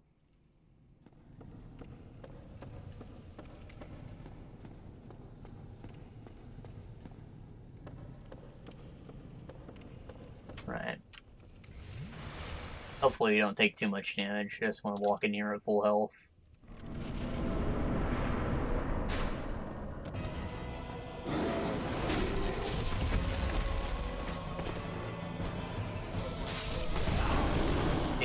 Taurus, they add like an extra syllable when they say that. I don't know why.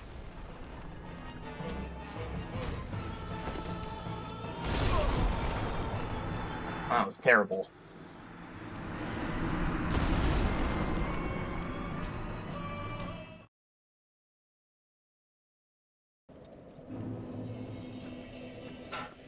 That was actually terrible. I didn't even try to do anything. Oh, we'll be back there in a fucking snap. Damn firebombs.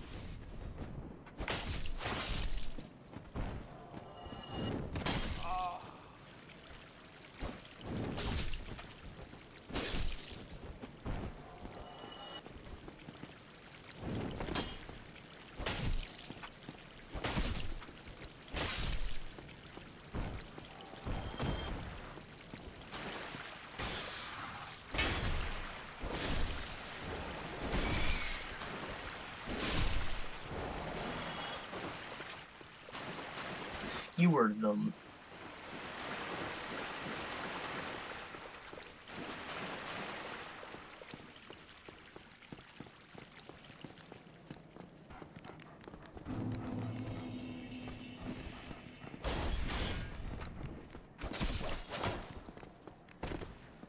Oh.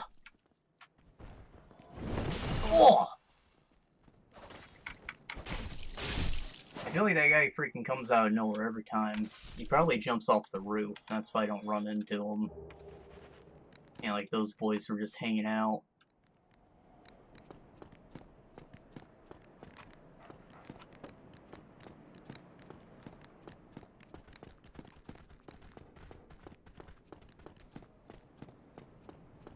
Where are my shoes at? There we go. My Nice footsie boys.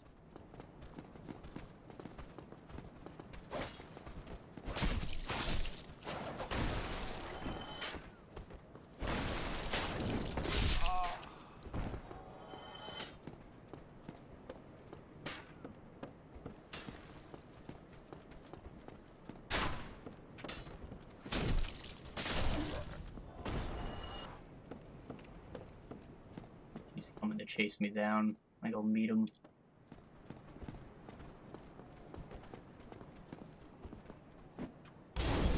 Why I locked onto him.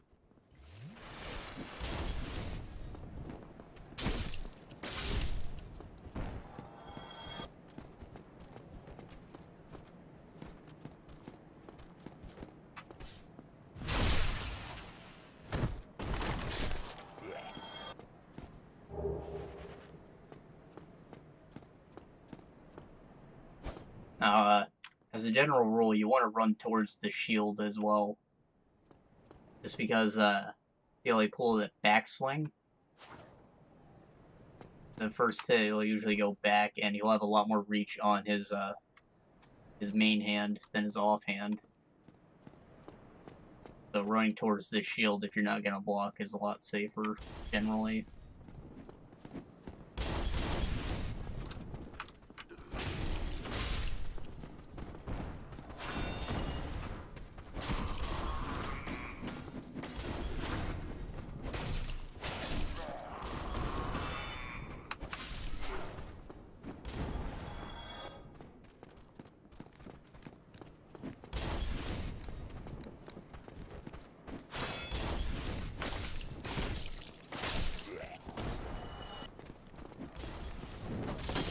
Well.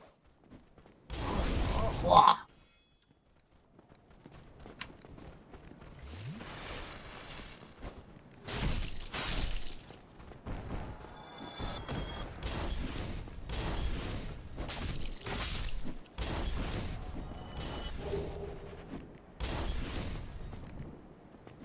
Oh, I forgot to mention how, I think maybe the community is so rabid about this game because it helped a lot of people, I guess. You know, the whole message of never giving up, allegedly gets a lot of people through the depression. I hear it a lot. Obviously, this game isn't the one that helped me with that, so maybe I just take it a lot less personally, look at it in a more objective eye.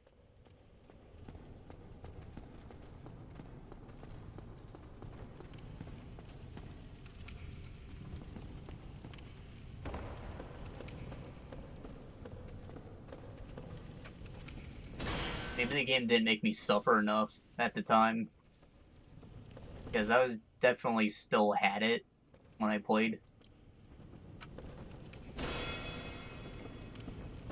So maybe if I felt the never give up, it would have affected me more, but I didn't.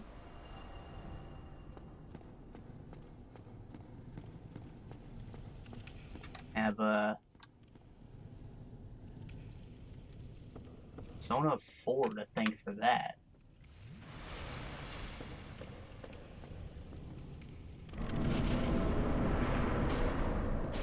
It wasn't so much that it cured the depressed state.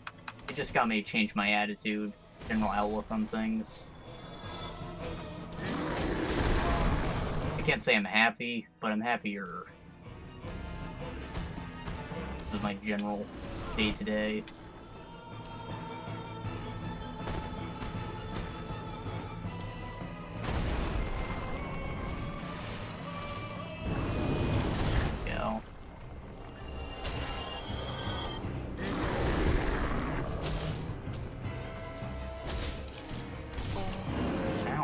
Stepped on me. Shit.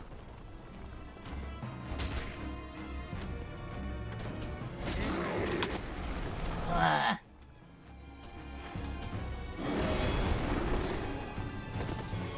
I don't think that his steps are actually supposed to do damage, but when a character gets knocked with enough force, like as a physics object. I think it applies artificial damage. So if you just casually push someone off a ledge, that'll count as like a hostile action towards them.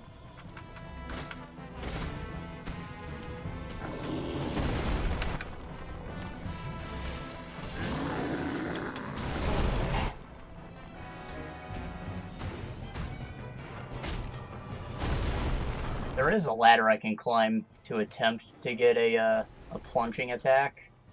It usually doesn't work out, though, because he'll chase you. Or I guess there is no ladder, shit.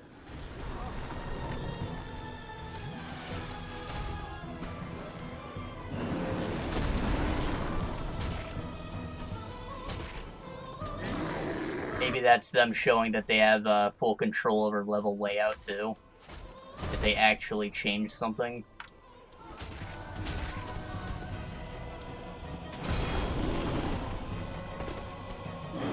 Almost like a tutorial section for the mod.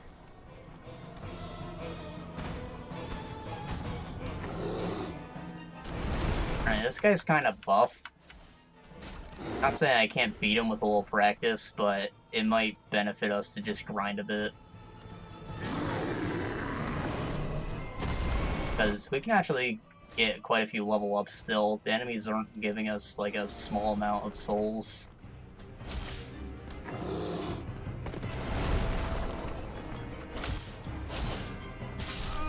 And he stepped on me, piece of shit.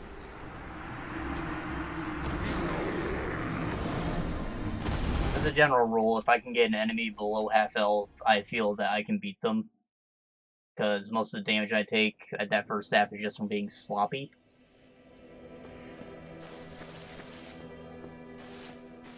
And, you know, as you fight the enemy more, you'll learn its attack patterns, so you get hit less. You can get them to half, you can get them to the other half, right? Just more careful. It's a very cramped fight area, though.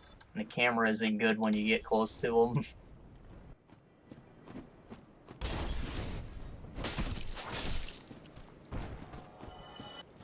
The real issue is that there's a freaking collider on the camera.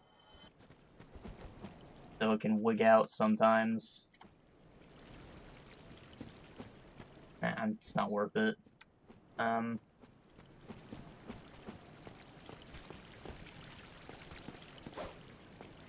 probably prefer if it just went through an object and then made it transparent. But that probably takes more rendering power, because you'd have to do both faces of this wall instead of just stopping the camera when you hit it.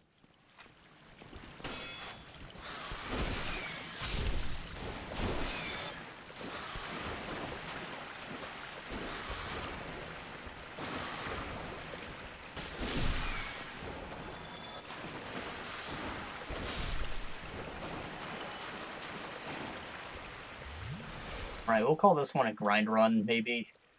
Because this poison's gonna do a number on us. Or, you know, fuck. Run back to the bonfire. That's the wrong way.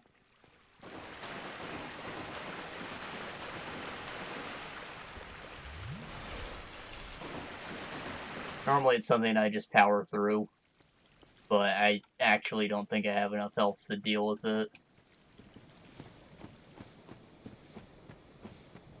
I'd waste a lot of Estus at any rate. No, that's an issue, it's just something I have to be aware of. I don't like staring at my health bar. Knowing that you're about to die gives you anxiety, and it makes your mistakes more prevalent.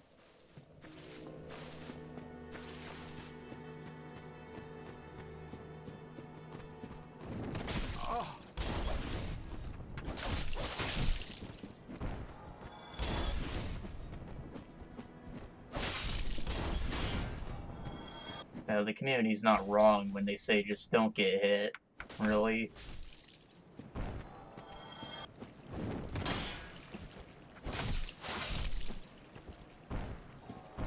I just hate that they force that opinion on everyone.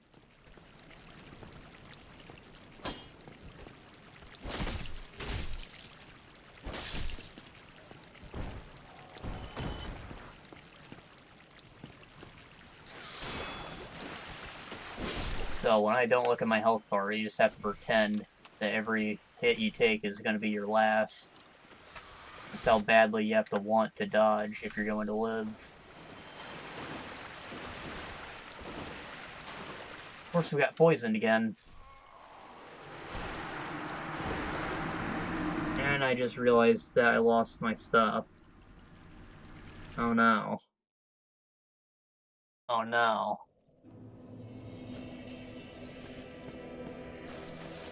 Whatever. We can get it back easily. Had a couple humanities, though. Would have been nice to take back here. Kindle the bonfire.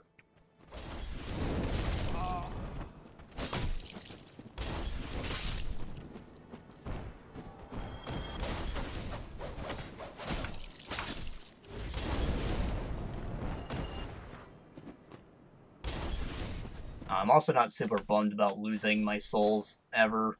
Because one, usually easy to get back.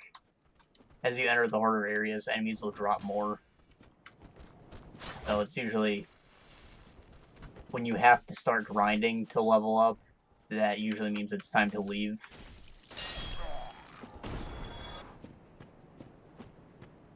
But also, I kind of accidentally died after every single boss and during my first run. So all those big deposits of experience you get, completely gone. They started as accidental deaths, but eventually it just turned into tradition, and I'd kill myself in some goofy way.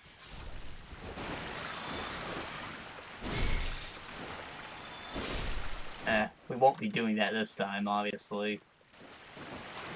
Time is of the essence.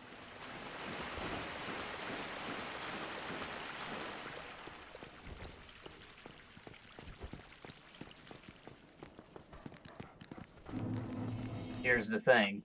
If I end up spending like 100 hours on this, what's to stop me from spending 100 hours on something else?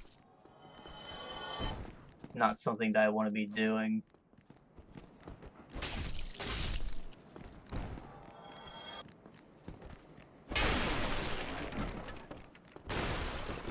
Not if I intend to do complete playthroughs anyways.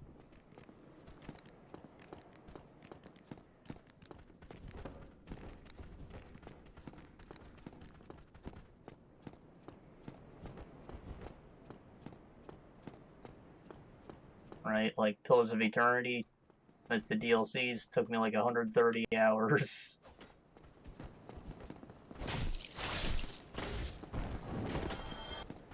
I know a lot of people couldn't play it, but I still think it's a very special experience that I'd love to share with people. It just takes too damn long, so I won't.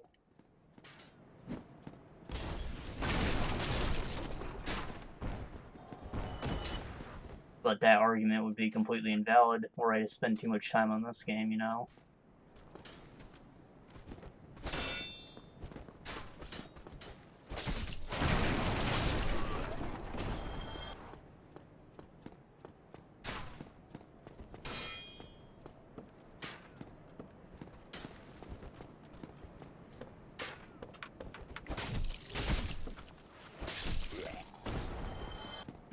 Not sure what I want to prioritize. This will probably be grind run right here. I think we'll kill the guys and then head back to the bonfire. I'd like to get the key. Maybe the merchant actually sells it. I don't know. I should check his inventory again. If I can, I'd like to check my inventory, see if I have a homeward bone, maybe. Make things a bit easier on us. Oh yeah, I forgot to mention these.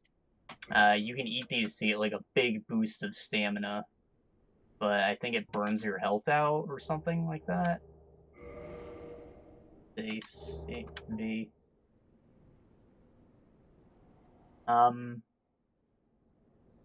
Gain immense stamina, be wary of bearing eternal heat in such a fragile body. It sounds like it'll either do burn damage to you, or it'll just make you take more damage. But that's a new item.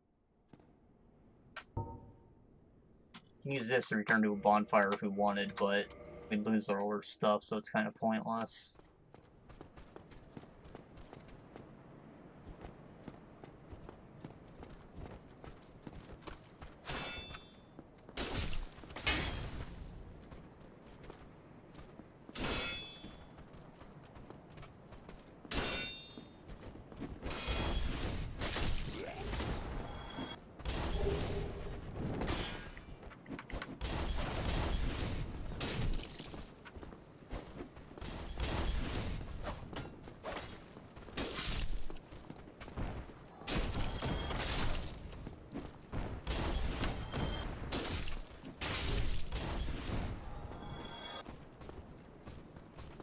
Drop something.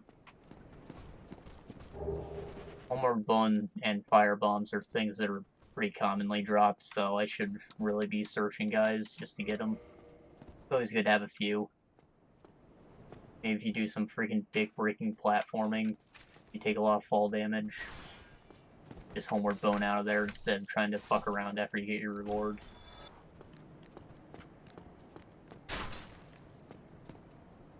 It might be possible to jump over there. Right, because this is on a slope.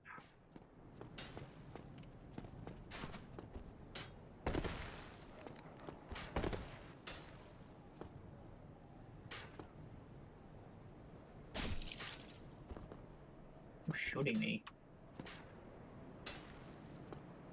Oh, probably a guy at the top of the fucking tower. One prick.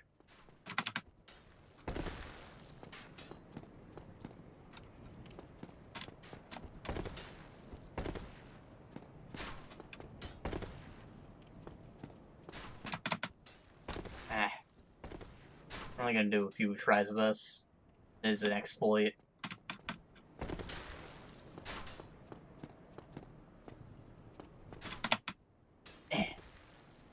Alright, one more. Oops. One more that works. Yeah. Okay, that's not gonna work out.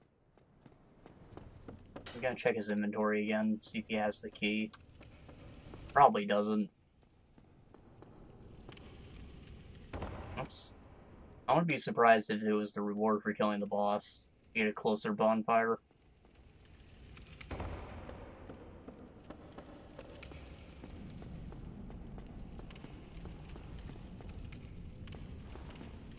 Oh, still people can go ahead, never.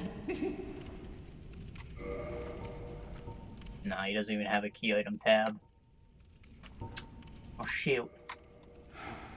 What a... You know what, I'll buy some bones off you. You again, I hope. And I'll go at the boss again, and then if I die, we can do some actual grinding maybe. He doesn't sell bones. Okay, fuck. What a... My thoughts exactly.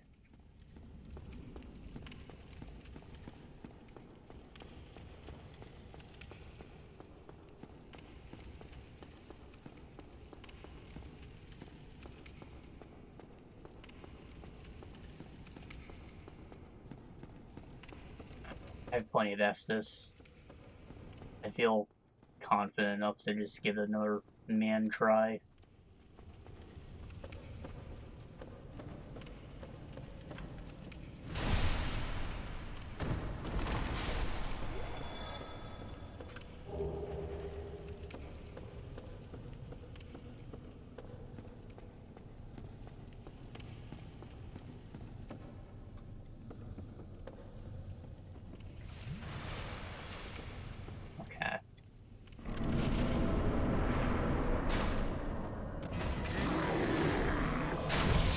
Ow! You big bitch.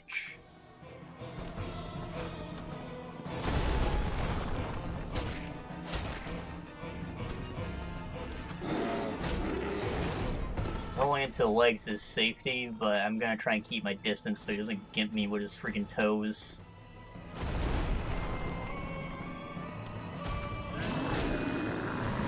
he very clearly makes a little freaking canopy for you to hide under when he steps in for a big boy swing. Ah.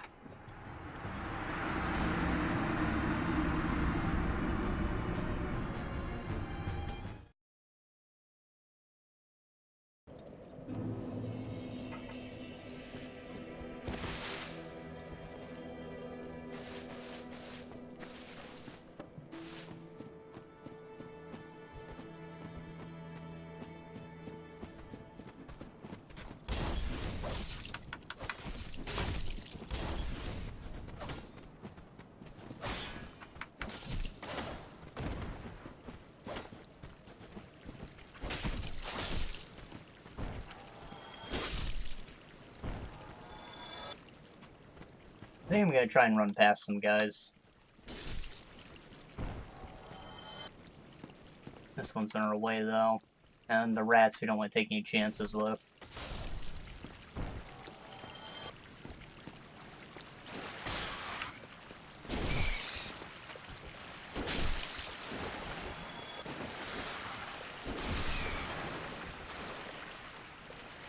Oh. Oh. There.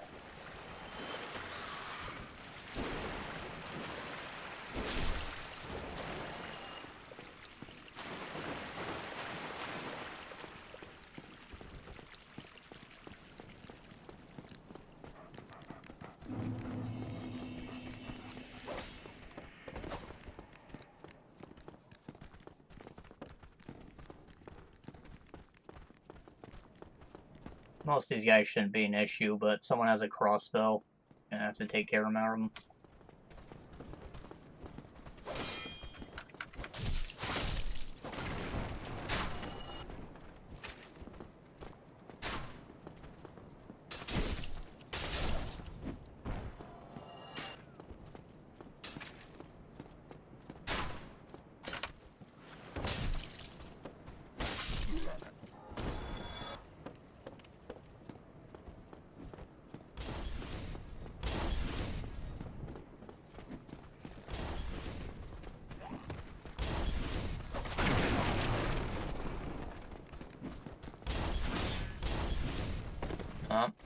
Alright, we've hit a wall. Oh boy. Oh boy.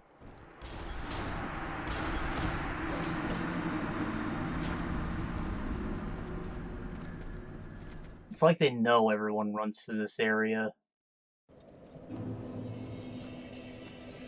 This area too. I don't think there's normally a guy blocking the entrance to the sewers.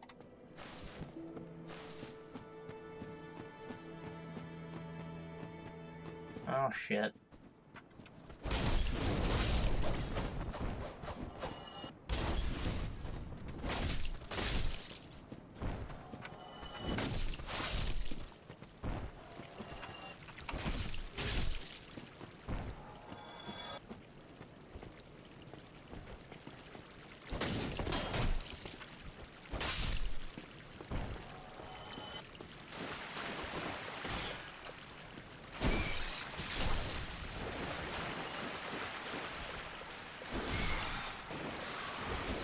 What?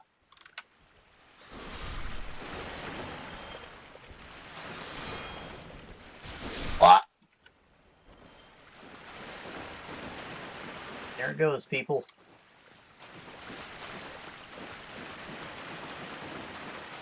Fuck it, though. I'll keep going.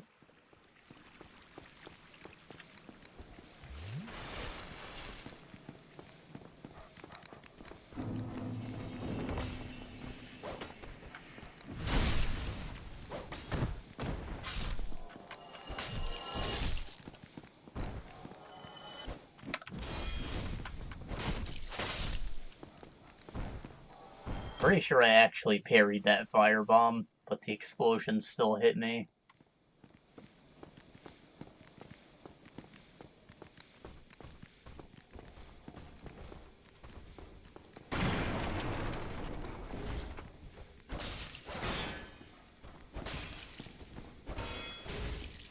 Oof.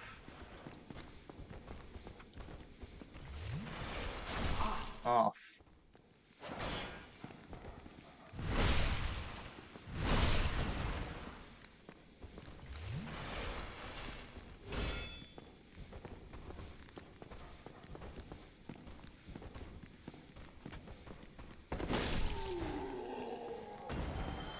Got him.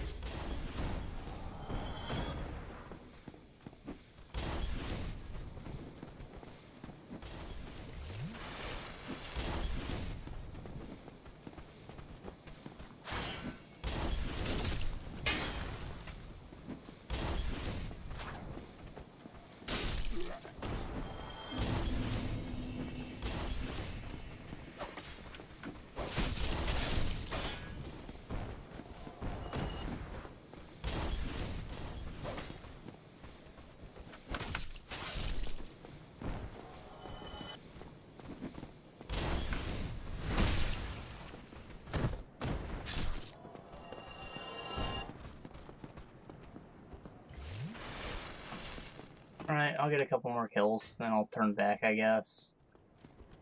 Obviously, I'm not gonna go into a freaking boss fight with an empty flask. Kind of my excuse to actually do some grinding.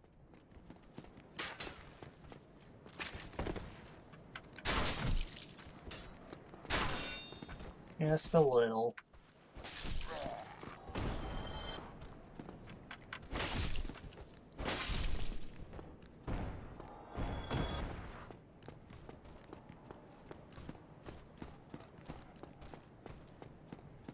I can go get my humanity back too. That'll put the odds more in our favor. Get that freaking quarter of our health back. I think it's a quarter. What it looks like. Pretty big deal.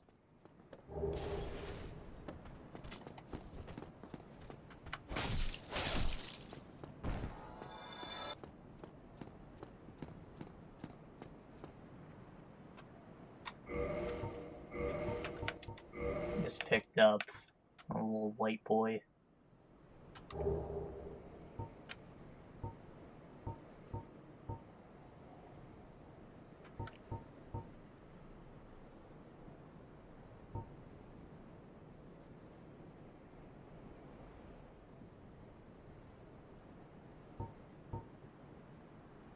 I don't know, it's pretty heavy. We'll see. See if it works. Oh yeah, I'm a fat boy now. That's a no-no.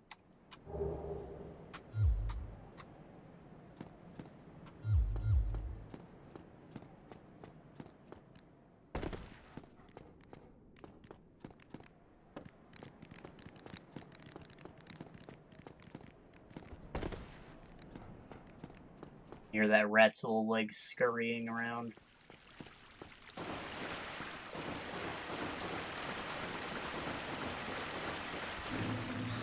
I like how enemies respawn when you leave the area. You don't have to rest at a bonfire. Kind of makes grinding a bit more bearable, I guess.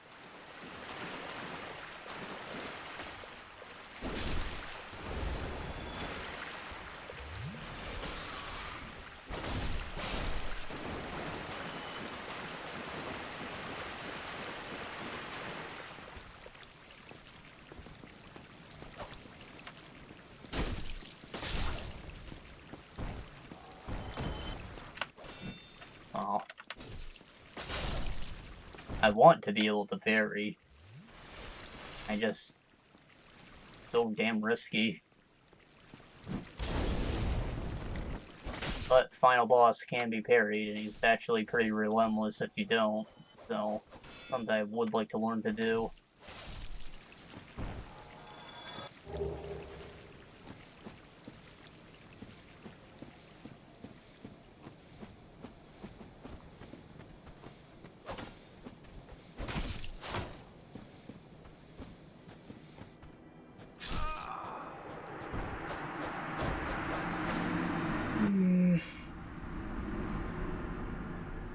Just like last time, we knew that was coming.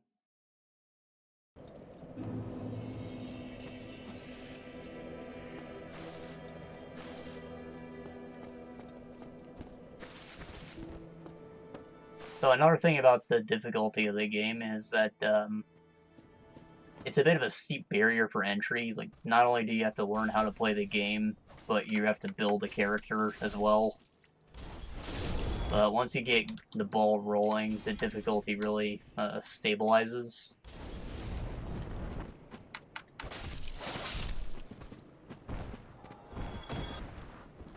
The game's designed for you to be able to beat it at level 1. You don't need a high-level character to win. More of a crutch to your own skill. As in, being able to dish out more damage just means that you have to survive less long in a fight. But you're never going to run into an enemy that you just can't damage because it's too low level.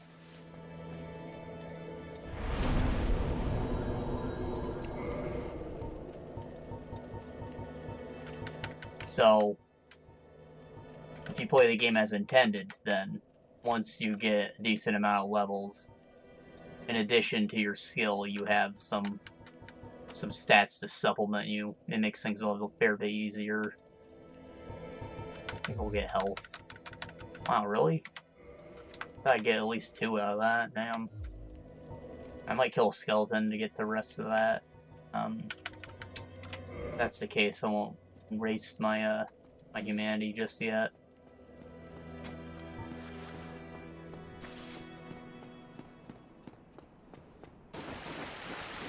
Is that a person? Oh. It is a person, but it's not that kind of person.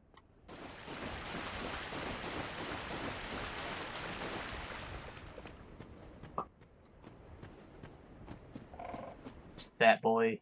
He's supposed to move in that corner, but I guess he's not going to. Maybe once I activate the elevator, he will.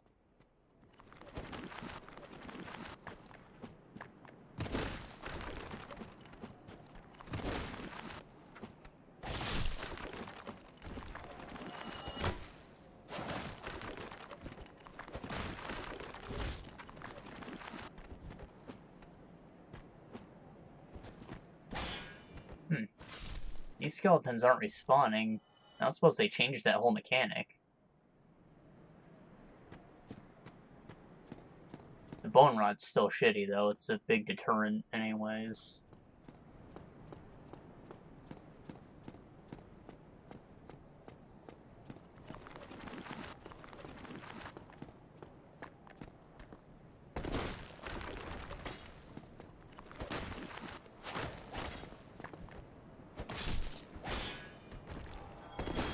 Does he just do that as his heavy?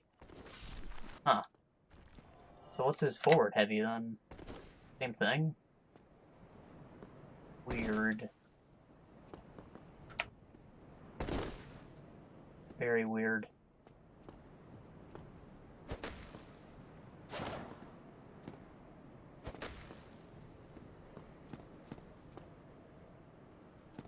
Get him back there.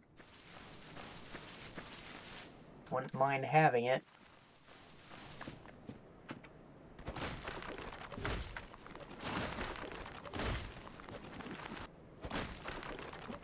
Maybe the big boy doesn't come to life until I start looting things.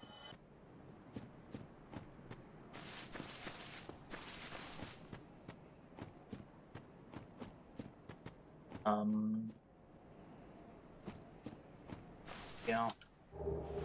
Siestas. That's kind of awesome. I mentioned that it has like either an S or an A in int scaling when you enhance it, but by default it's got the equivalent in strength.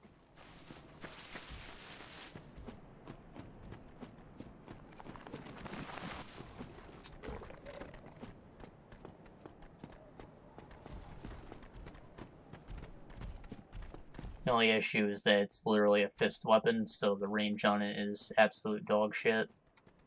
It's very fast, though.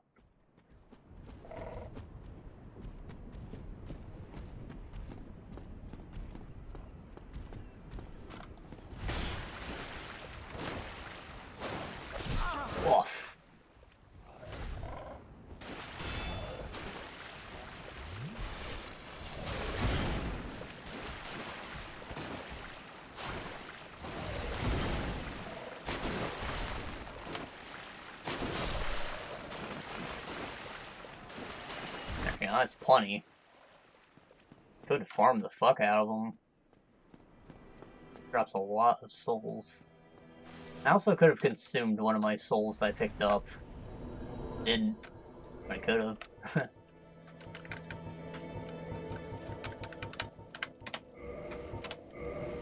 Oh, I think that humanity as a stat will passively increase drop rates. So it is something that there is a bit of benefit to holding on to, I guess. Not a huge one. It's kind of like a luck stat. I think that it might even affect damage rolls ever so slightly.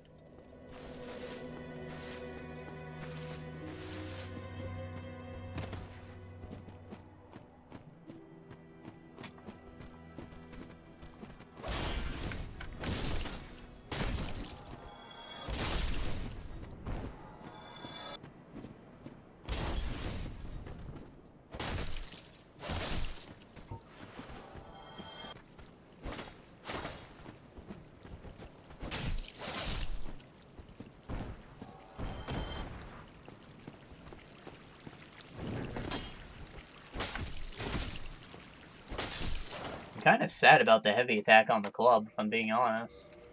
It's not how I remember it being. Kind of like the Morningstar better than... That one had a normal heavy attack, right? Yeah. That's better.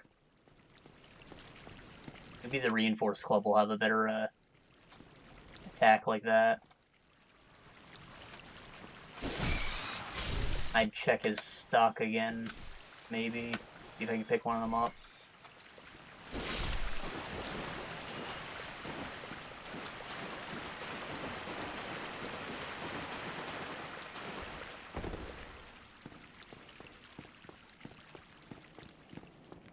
There's just way too much buildup on the jump attack for the heavy. Also, you can't dodge cancel out of it or anything because you're suspended in the air.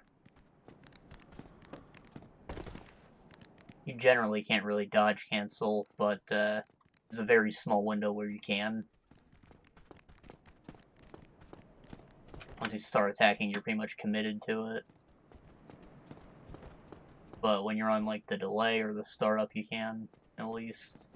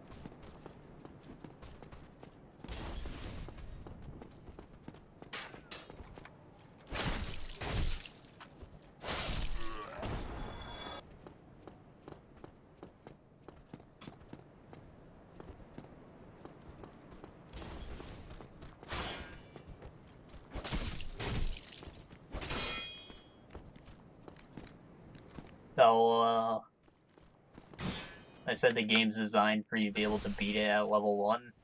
I mean, that's what the developers intended, but it's very doable.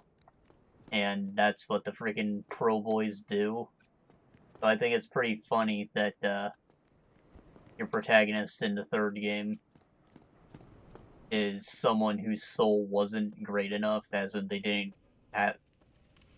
they didn't level up enough to freaking sustain the world for very long. So they beat the game, but they weren't able to freaking actually rekindle the fires.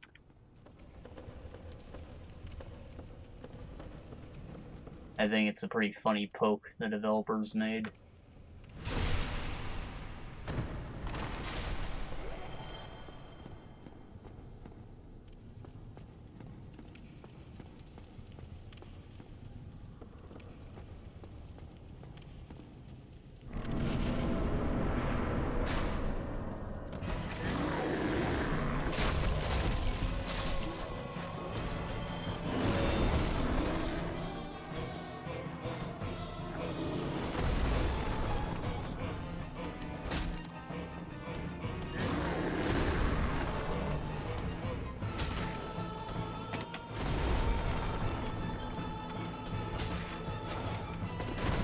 Running attacks do exist, and that would probably be the ideal way to do it if I'm gonna keep playing like that.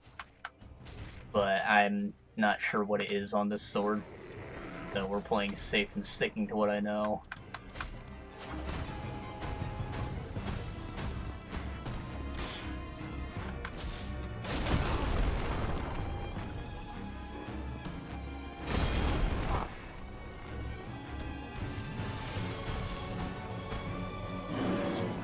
Try and keep him in the middle. There's a little hole that he could knock me off potentially over here.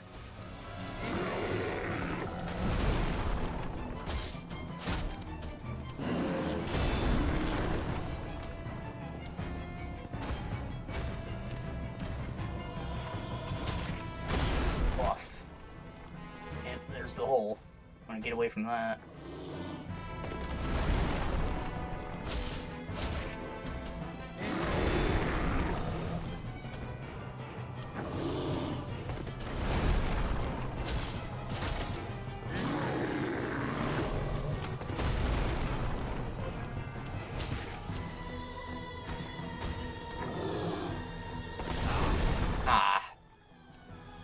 Get up.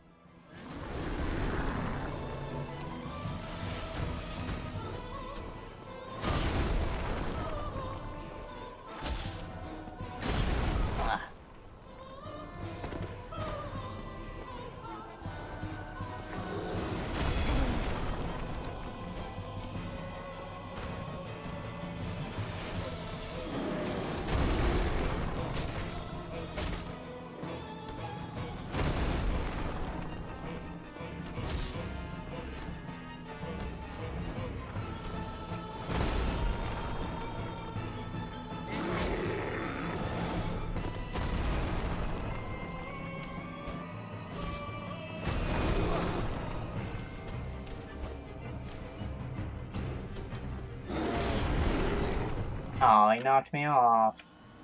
I was going so well, too. Damn.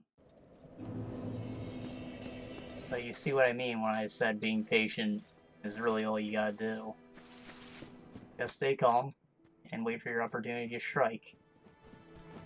However, because of the iframe system, a lot of people take to a lot more aggressive play style. They just know when to dodge.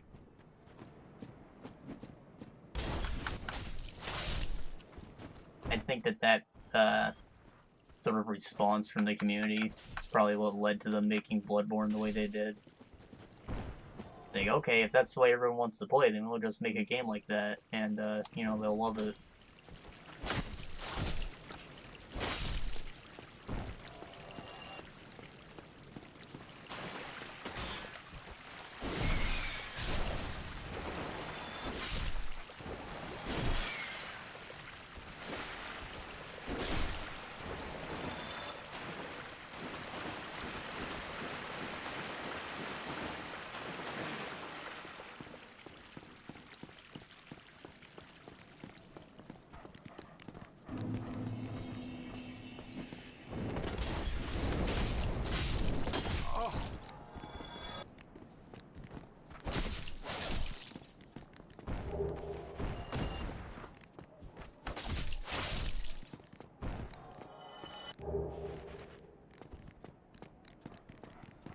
We're gonna stick to it. I think that we did pretty good there. We've learned. So I don't think we will do grinding. Unless I happen to get poisoned on the way. Then that'll be a decent excuse to do it. They're just turning around right away. Might as well get a level out of it.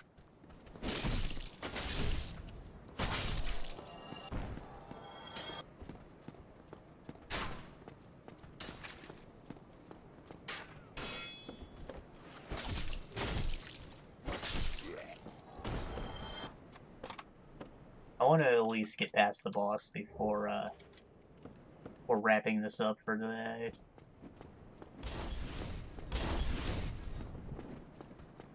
Not only is that just me telling myself not to give up, but I don't want to forget its attack patterns or anything like that.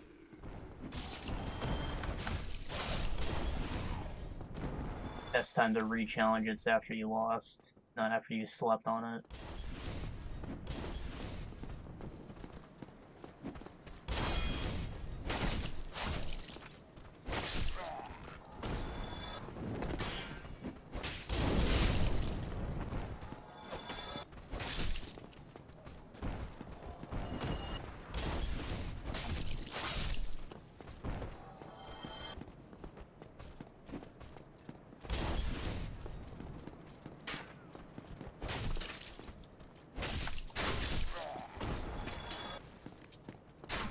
That's its dash attack.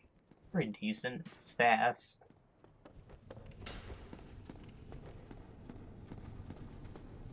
I might make use of it.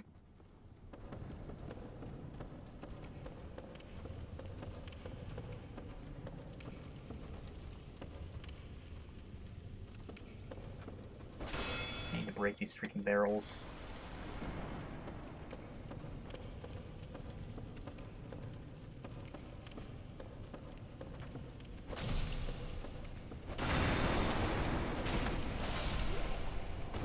Kind of boot me with the wood end of it. Sure, it still hurts, but come on, you've got a metal tip. Use it.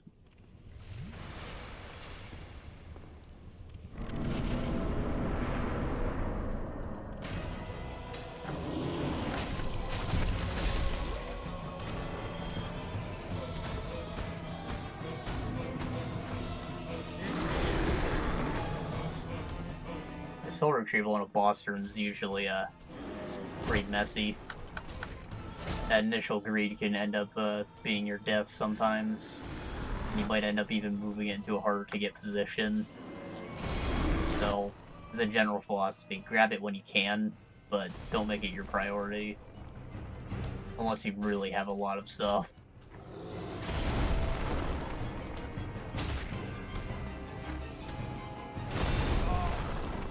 Ouch.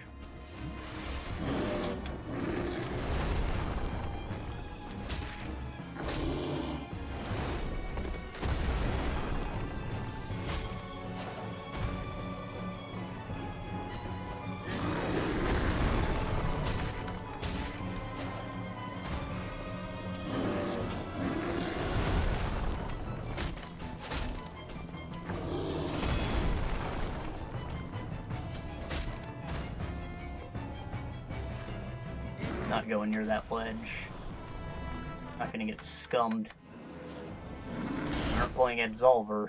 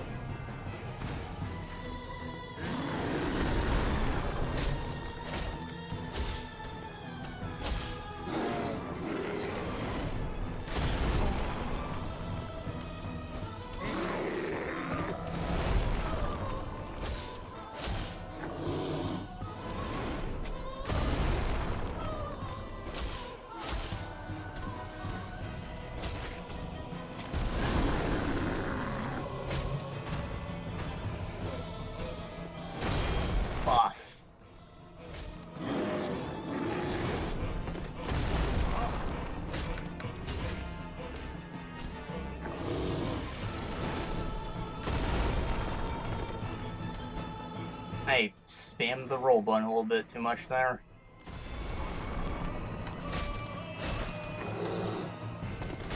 Oh, oh. Please no ledge.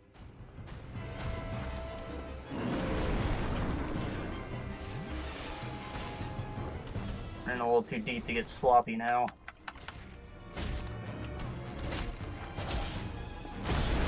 Off. Got him.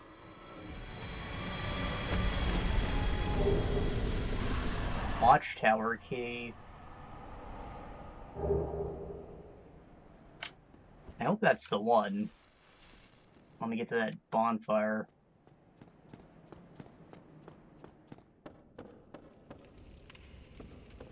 How many tries is that? 3? Not bad. Especially considering how long it's been since I played the original game, even.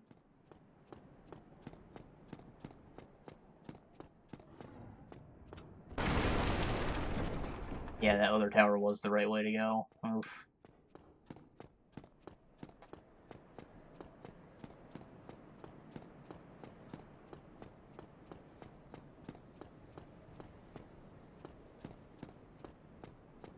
Hope I'm not running back for no reason. But I'd really like to activate that bonfire.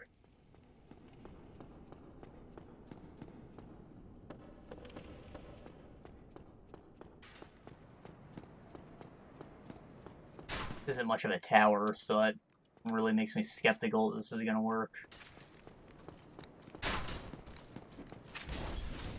Oof. Of course not.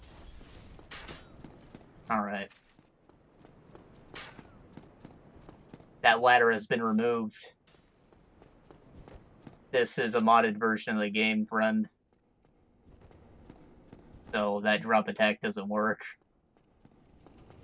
I went looking for it right away, but it's not here. Oh, shit. Just really freaking slim, okay. Never mind, man. Right you are. There's not even enemies up here, wow. That made this a lot more doable.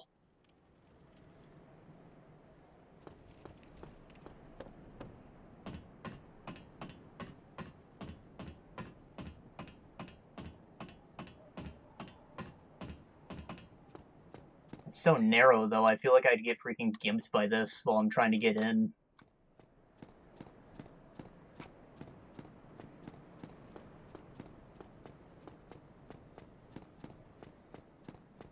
The one over here is a lot wider. Just look at it, man. Oof.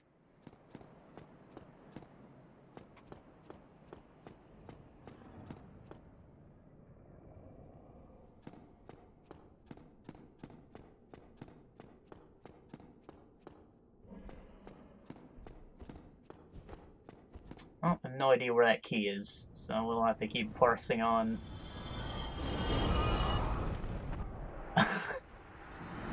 They really increased the range on that. Oh my god.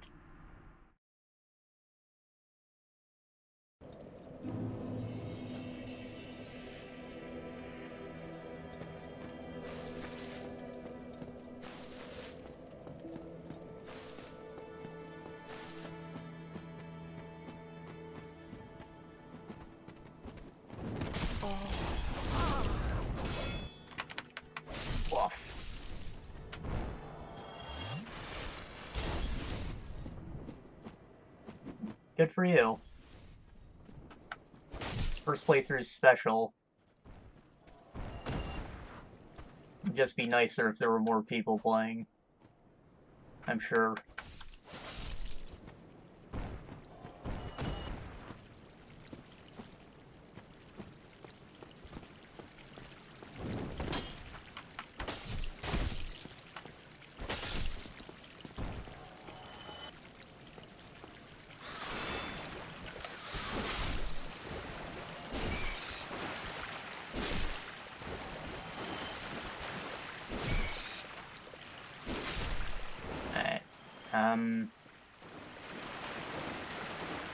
Probably gonna try and run past a lot of guys now.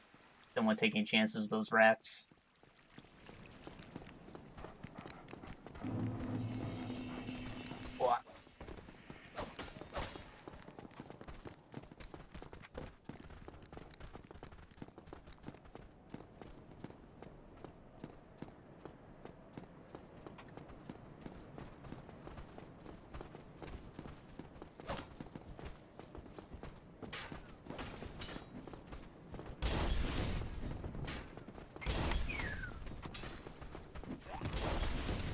Here's where I gotta make a stand.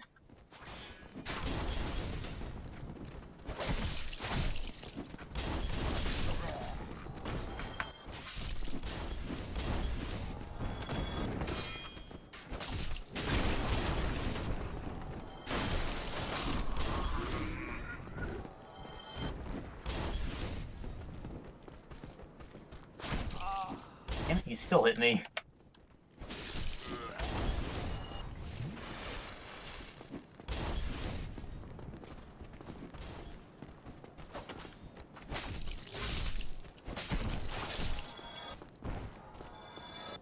Right, keep on moving.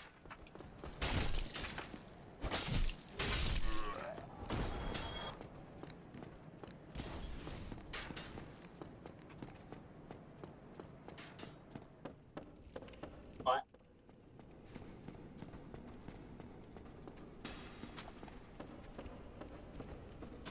Break that barrel.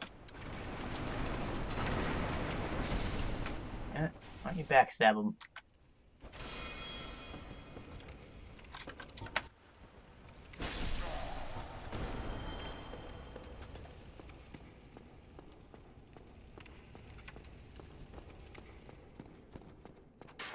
Up.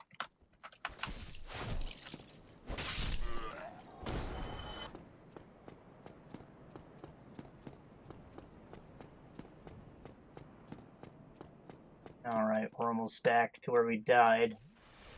Be very careful this time.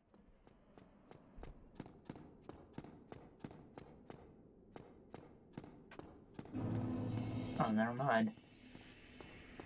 Just pop our head down and get back in.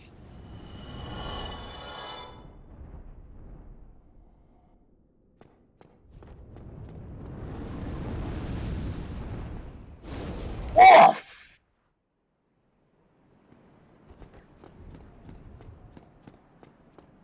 It's like sitting outside of one of the freaking carnival rides to make the biggest splash. Like the skadoosh. Solaire, I don't know how you work anymore. Hello. You don't look hollow, far from it. I am Solaire of Astora, an adherent of the Lord of Sunlight. Now that I am undead, I have come to this great land, the birthplace of Lord Gwyn, to seek my very own son. You find that strange? Well, you should.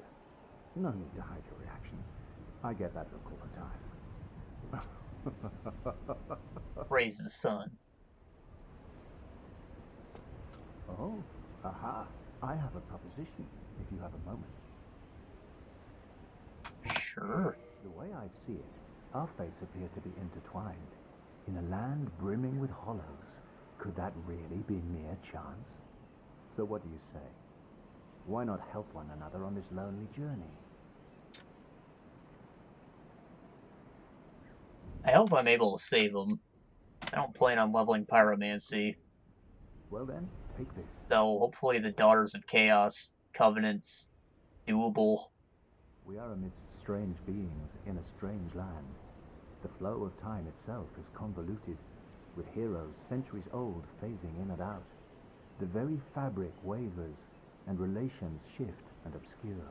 There's no telling how much longer your world and mine will remain in contact.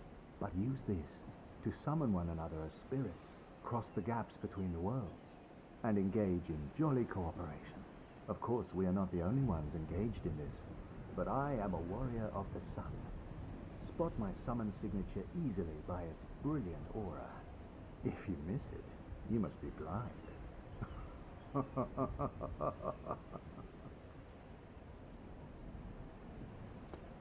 Oh, hello there. I will stay behind. The sun is a... If only I could be...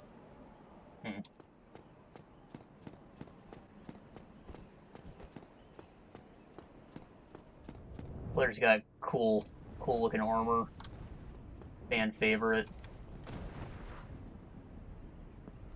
Everyone was so sure he was the freaking missing son of Gwyn forever. Before we saw the Old King. Was that his name? Freaking new boss in Dark Souls 3. Oh no. No.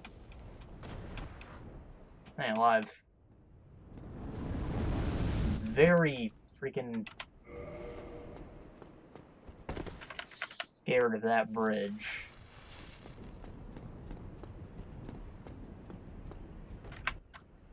I'm not gonna take any chances. I can survive a blast, I just like to not.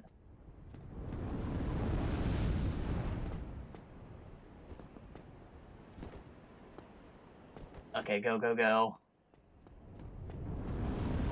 What?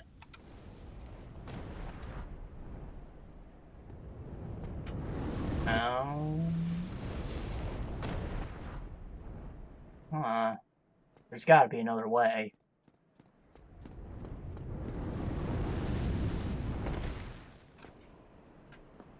Maybe the watchtower key means the bottom of the watchtower, where the merchant is.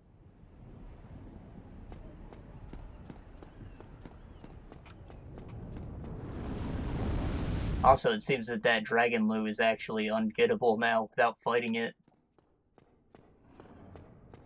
I don't think I've ever actually gone out of my way to kill the thing. And you can scumbag its tail for the sword, and that's all that really matters.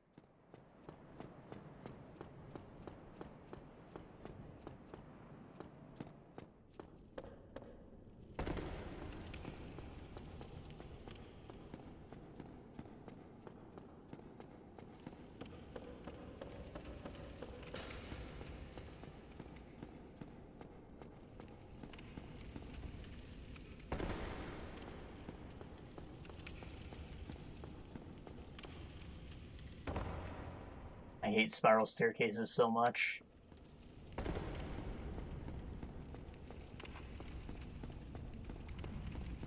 Alright, you got anything new, maybe?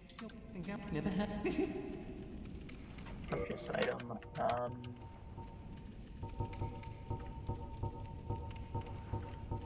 He does not sell the reinforced club. I'd like to buy a short bow off him, though. And maybe a few more arrows. 10, maybe. Ah, thank you. Let's see. Whip.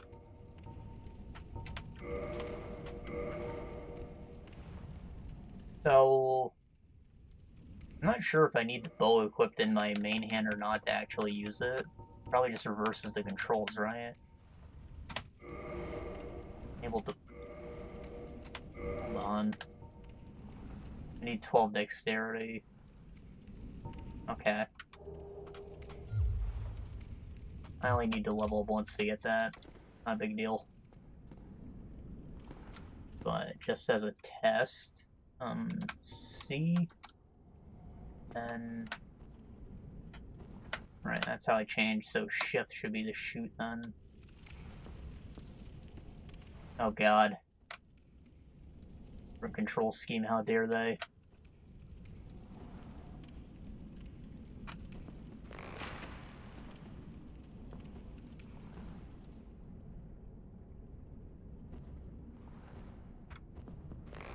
Oh, okay. It's a two-handed weapon, so it just uses the normal controls. Gotcha.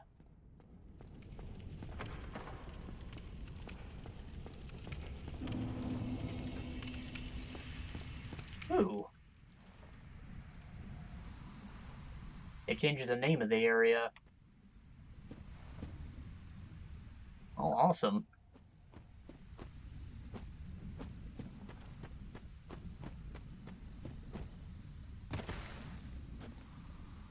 Hope there's a bonfire nearby.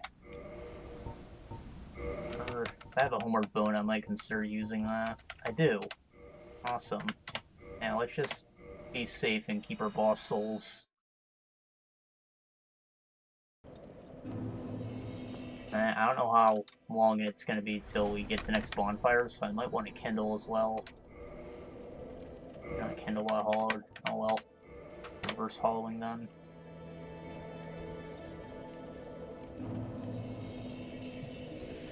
Look at that muscle mass I just gained. So point dexterity goes a long way.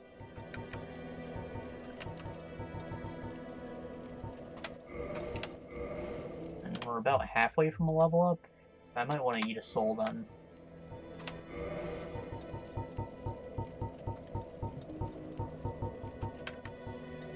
Used to boost. Interesting. These and their use has changed.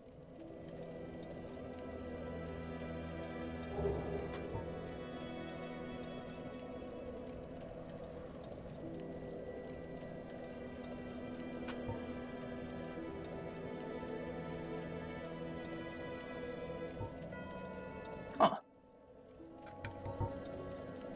Alright then. That's new to me.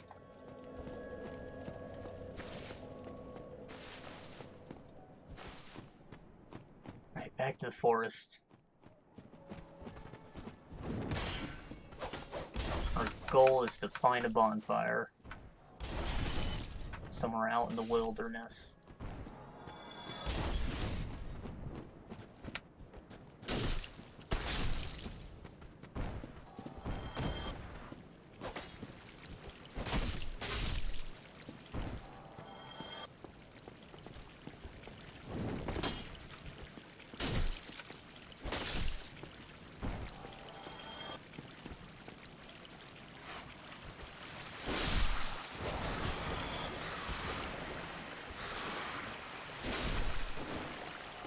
Of course I got poisoned.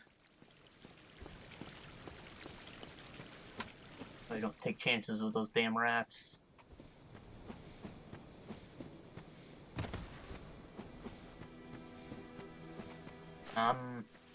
So the original forest area leads to the same place as the bridge. Probably a bit safer to travel through, honestly.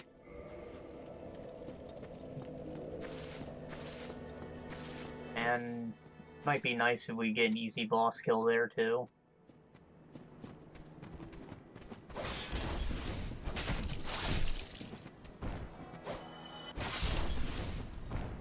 As the gargoyles are actually pretty rough, in my opinion. I never do them without the summon. So many of them. If you don't take them out quickly, you get swarmed, but it's so early in the game that you can't take them out quickly.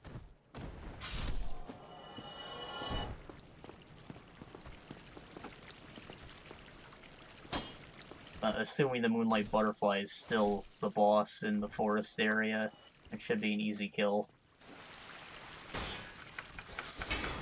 Thing barely ever attacks, doesn't have a lot of health. There's an NPC that can kill it for you. Plus I have a bow, so I can help her.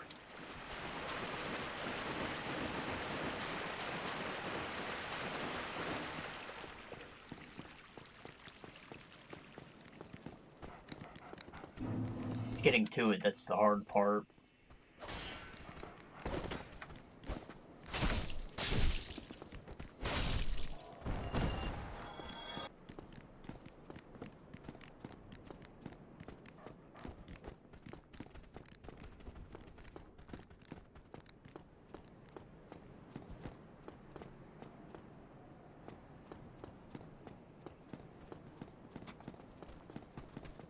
I wonder if the watchtower key works on this door too.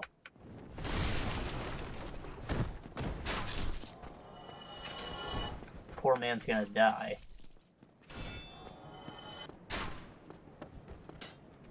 It's locked.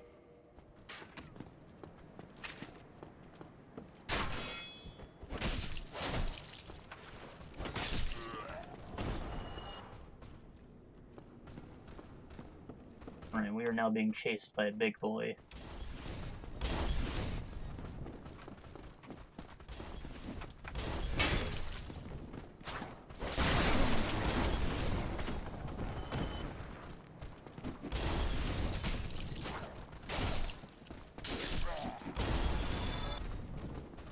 That was a mistake. Ah.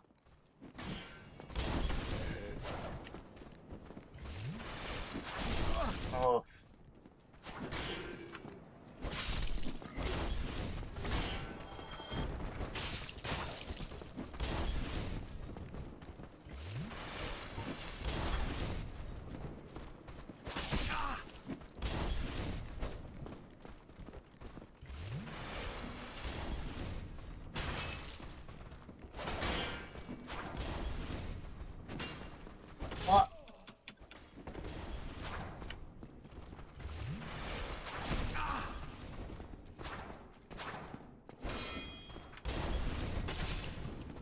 So another reason I discarded the club is because it's forward heavy and heavy are both the same move. And it's good to have move variety. So if you can have a weapon with more tricks up its sleeve, you should probably use it.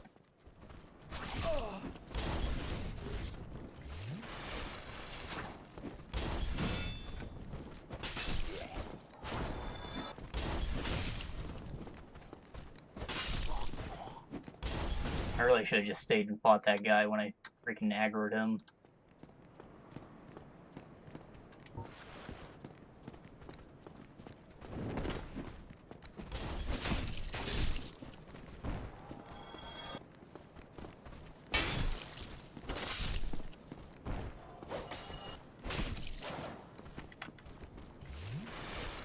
The wrong key.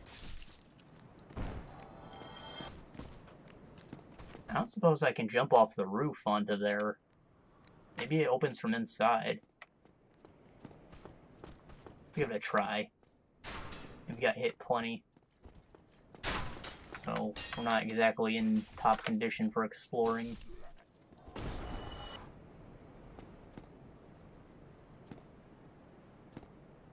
Nah, that's not gonna work. Rats. Thought the tower was a little taller.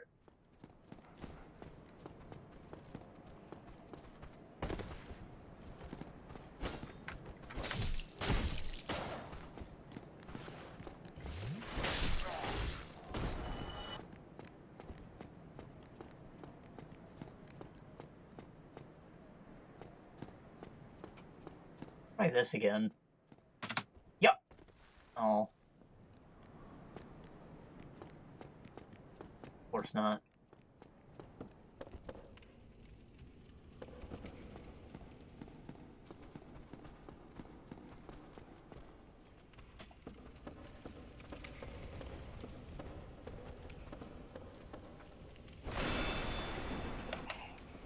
Some of these messages line up with where the original placement of a lot of things are. And that worries me. Still not entirely convinced that I'm fully offline, even though I shouldn't be.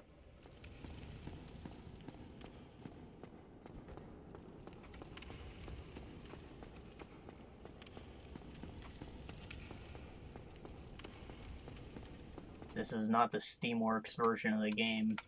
The online should just be disabled.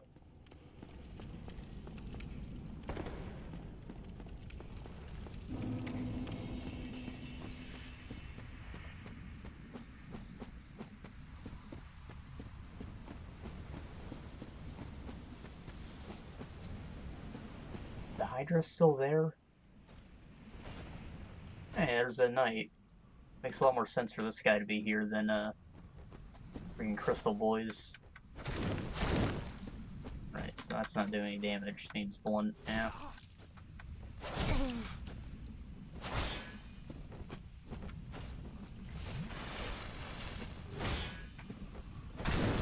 Hey, see that? It does like 4 times the damage.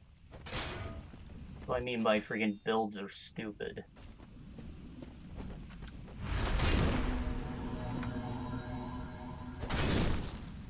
I think the Edis temporarily increased my weight. Made me real slow. Doesn't do damage though, it's good to know.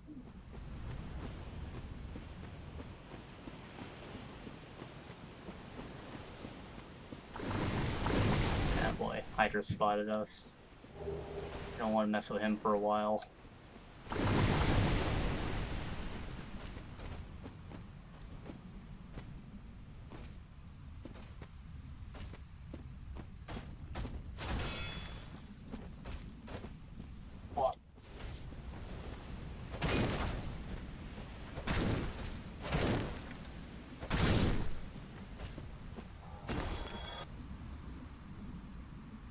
The gear these guys drop is actually really good too.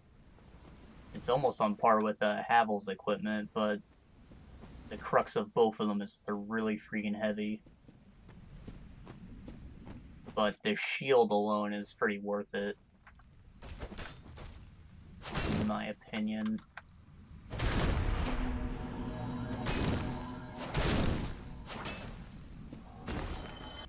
They have pretty solid magic resistance too, because it's made of stone. So if you're going up against something that uses that as its use, it might benefit you to just tank a hit instead of try and dodge when you're in heavy armor like that.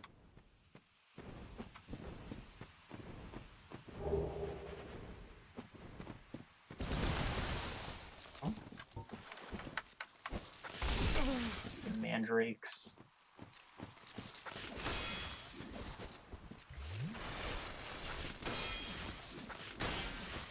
These guys aren't a huge issue, but if they grab you, then you're fucked.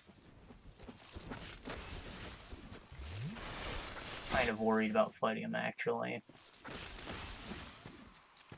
Just a little.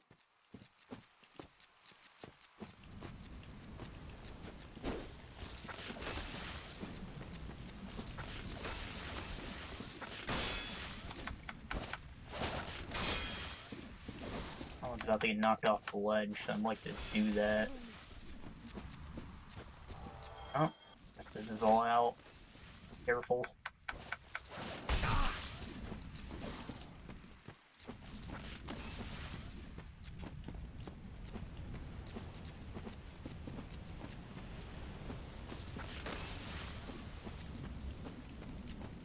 Wow.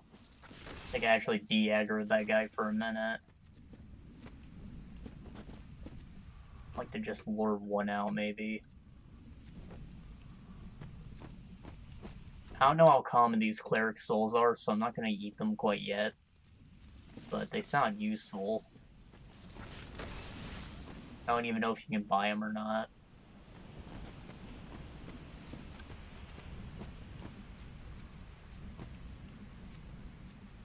Wait a minute, I have a bow.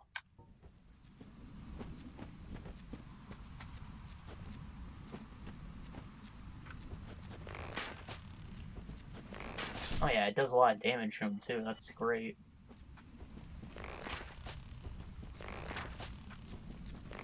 I'll just do this when I see these guys. Good.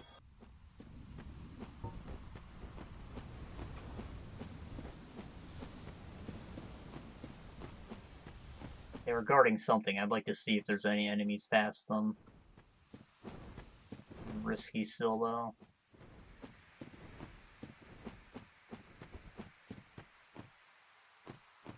I think originally there was a bonfire down here.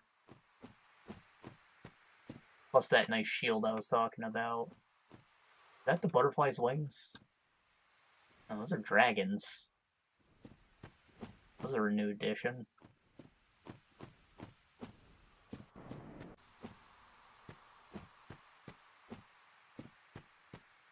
Black Knight's gone too. I wonder if they were completely removed from the casual areas anyways. Hey, the bonfire's still here. I think this served as a shortcut to the Valley of the Drakes, which can get us back to Firelink Shrine if I had the key.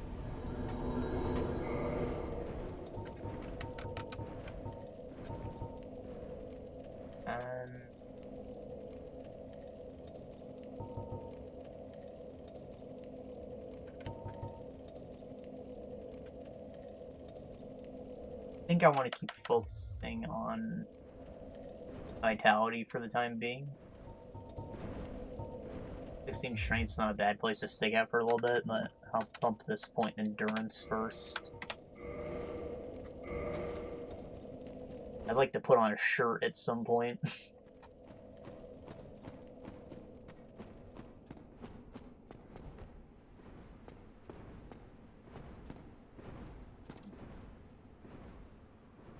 Raption does not move. Guess that means we can't get down here until we find the other side of it.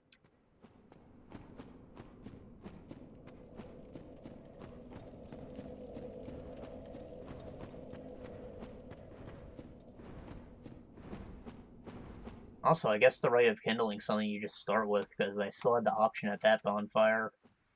Means there's no real reason to go after Pinwheel. Maybe he's not even a joke anymore. That'd be fun. He has a really cool design. I'd like to see him get some love.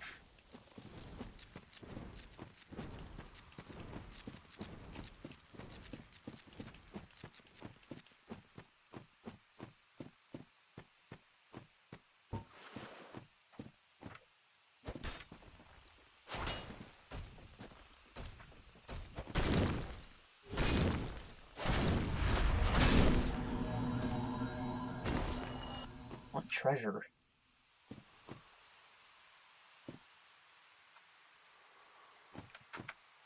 What's this illusionary wall? Oh. Boy, there is no treasure here.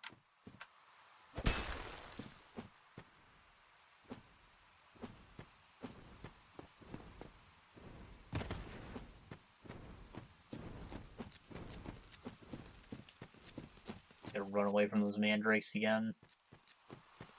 Arrows make quick work of them, but I still don't want to.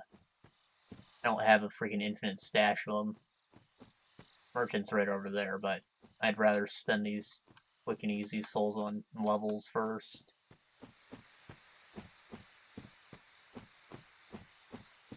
Once it starts to cost me like freaking 20,000 to level up, won't be a big deal buying consumables.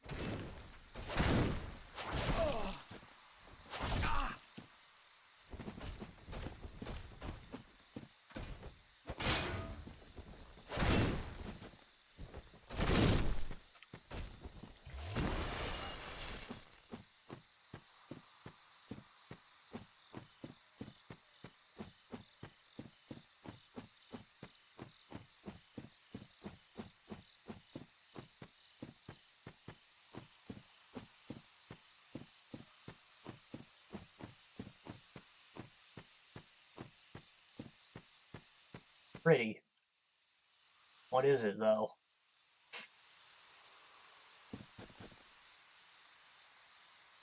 Unless there's more of them, it could be related to an NPC. Or a side quest of some sort. There's an item there.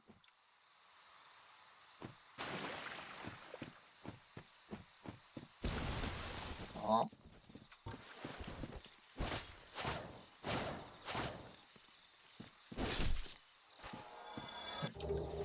Not stabbed did wonders.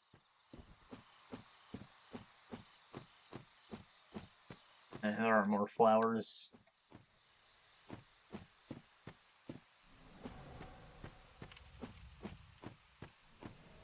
So originally there was a pretty tough Titanite demon, I think they're called, on the other side of that, but it also leads to a bonfire.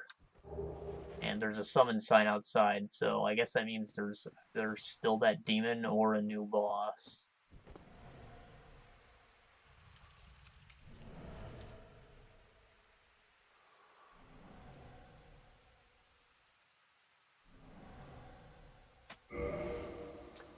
I don't know, I'm iffy about summoning. I want to be sure that I'm offline and this is an NPC before I even try to do something like that. Because I don't want the game to break.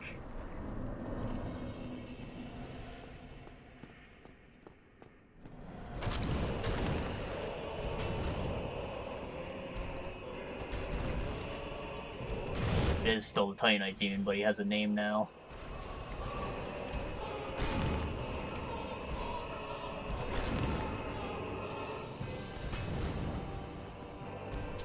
Pretty easy to read, but they have a pretty powerful ranged attack, so you have to stay in there.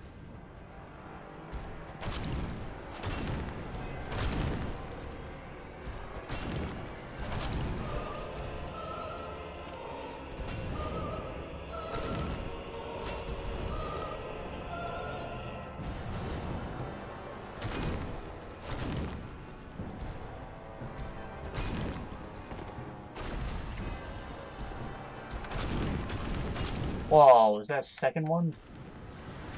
Oh, an illusionary one. It's a new attack. Or, I guess he put that body to sleep. Take this one on.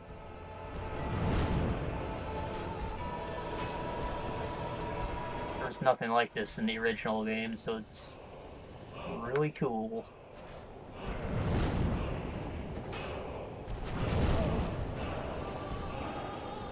See them flexing their creativity. Is he back, or is there another? It's right over here. There's the ranged attack. Looks like it casts Curse. You really don't want to die to that. I'll cut my health in half, which, in theory, will, leave me with 25% if I'm hollowed.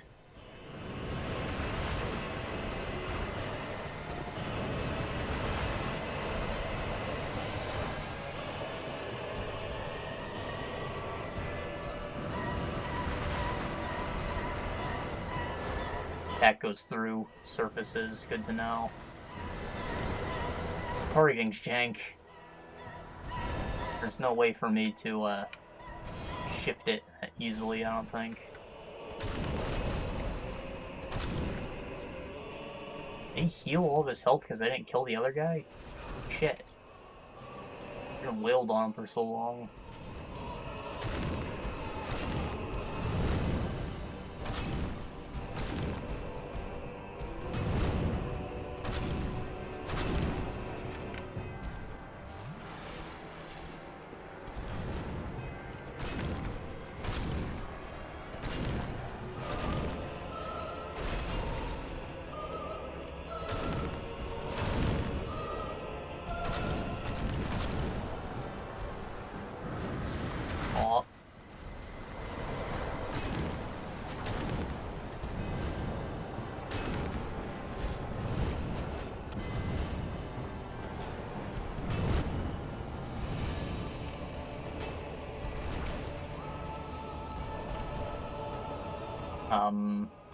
What?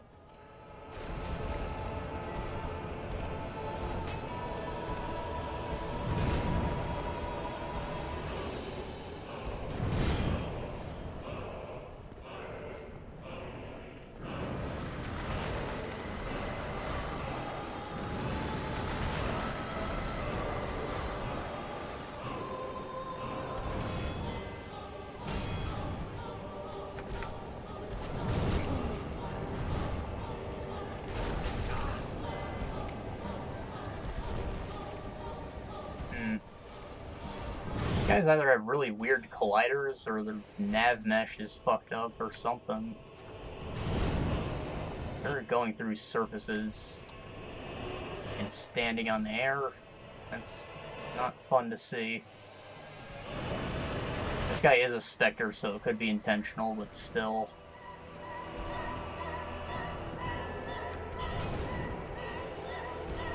Right, I think that I actually have to go to town on that guy. So I think I'm gonna homeward bone out of here. Save myself the grief. Never mind.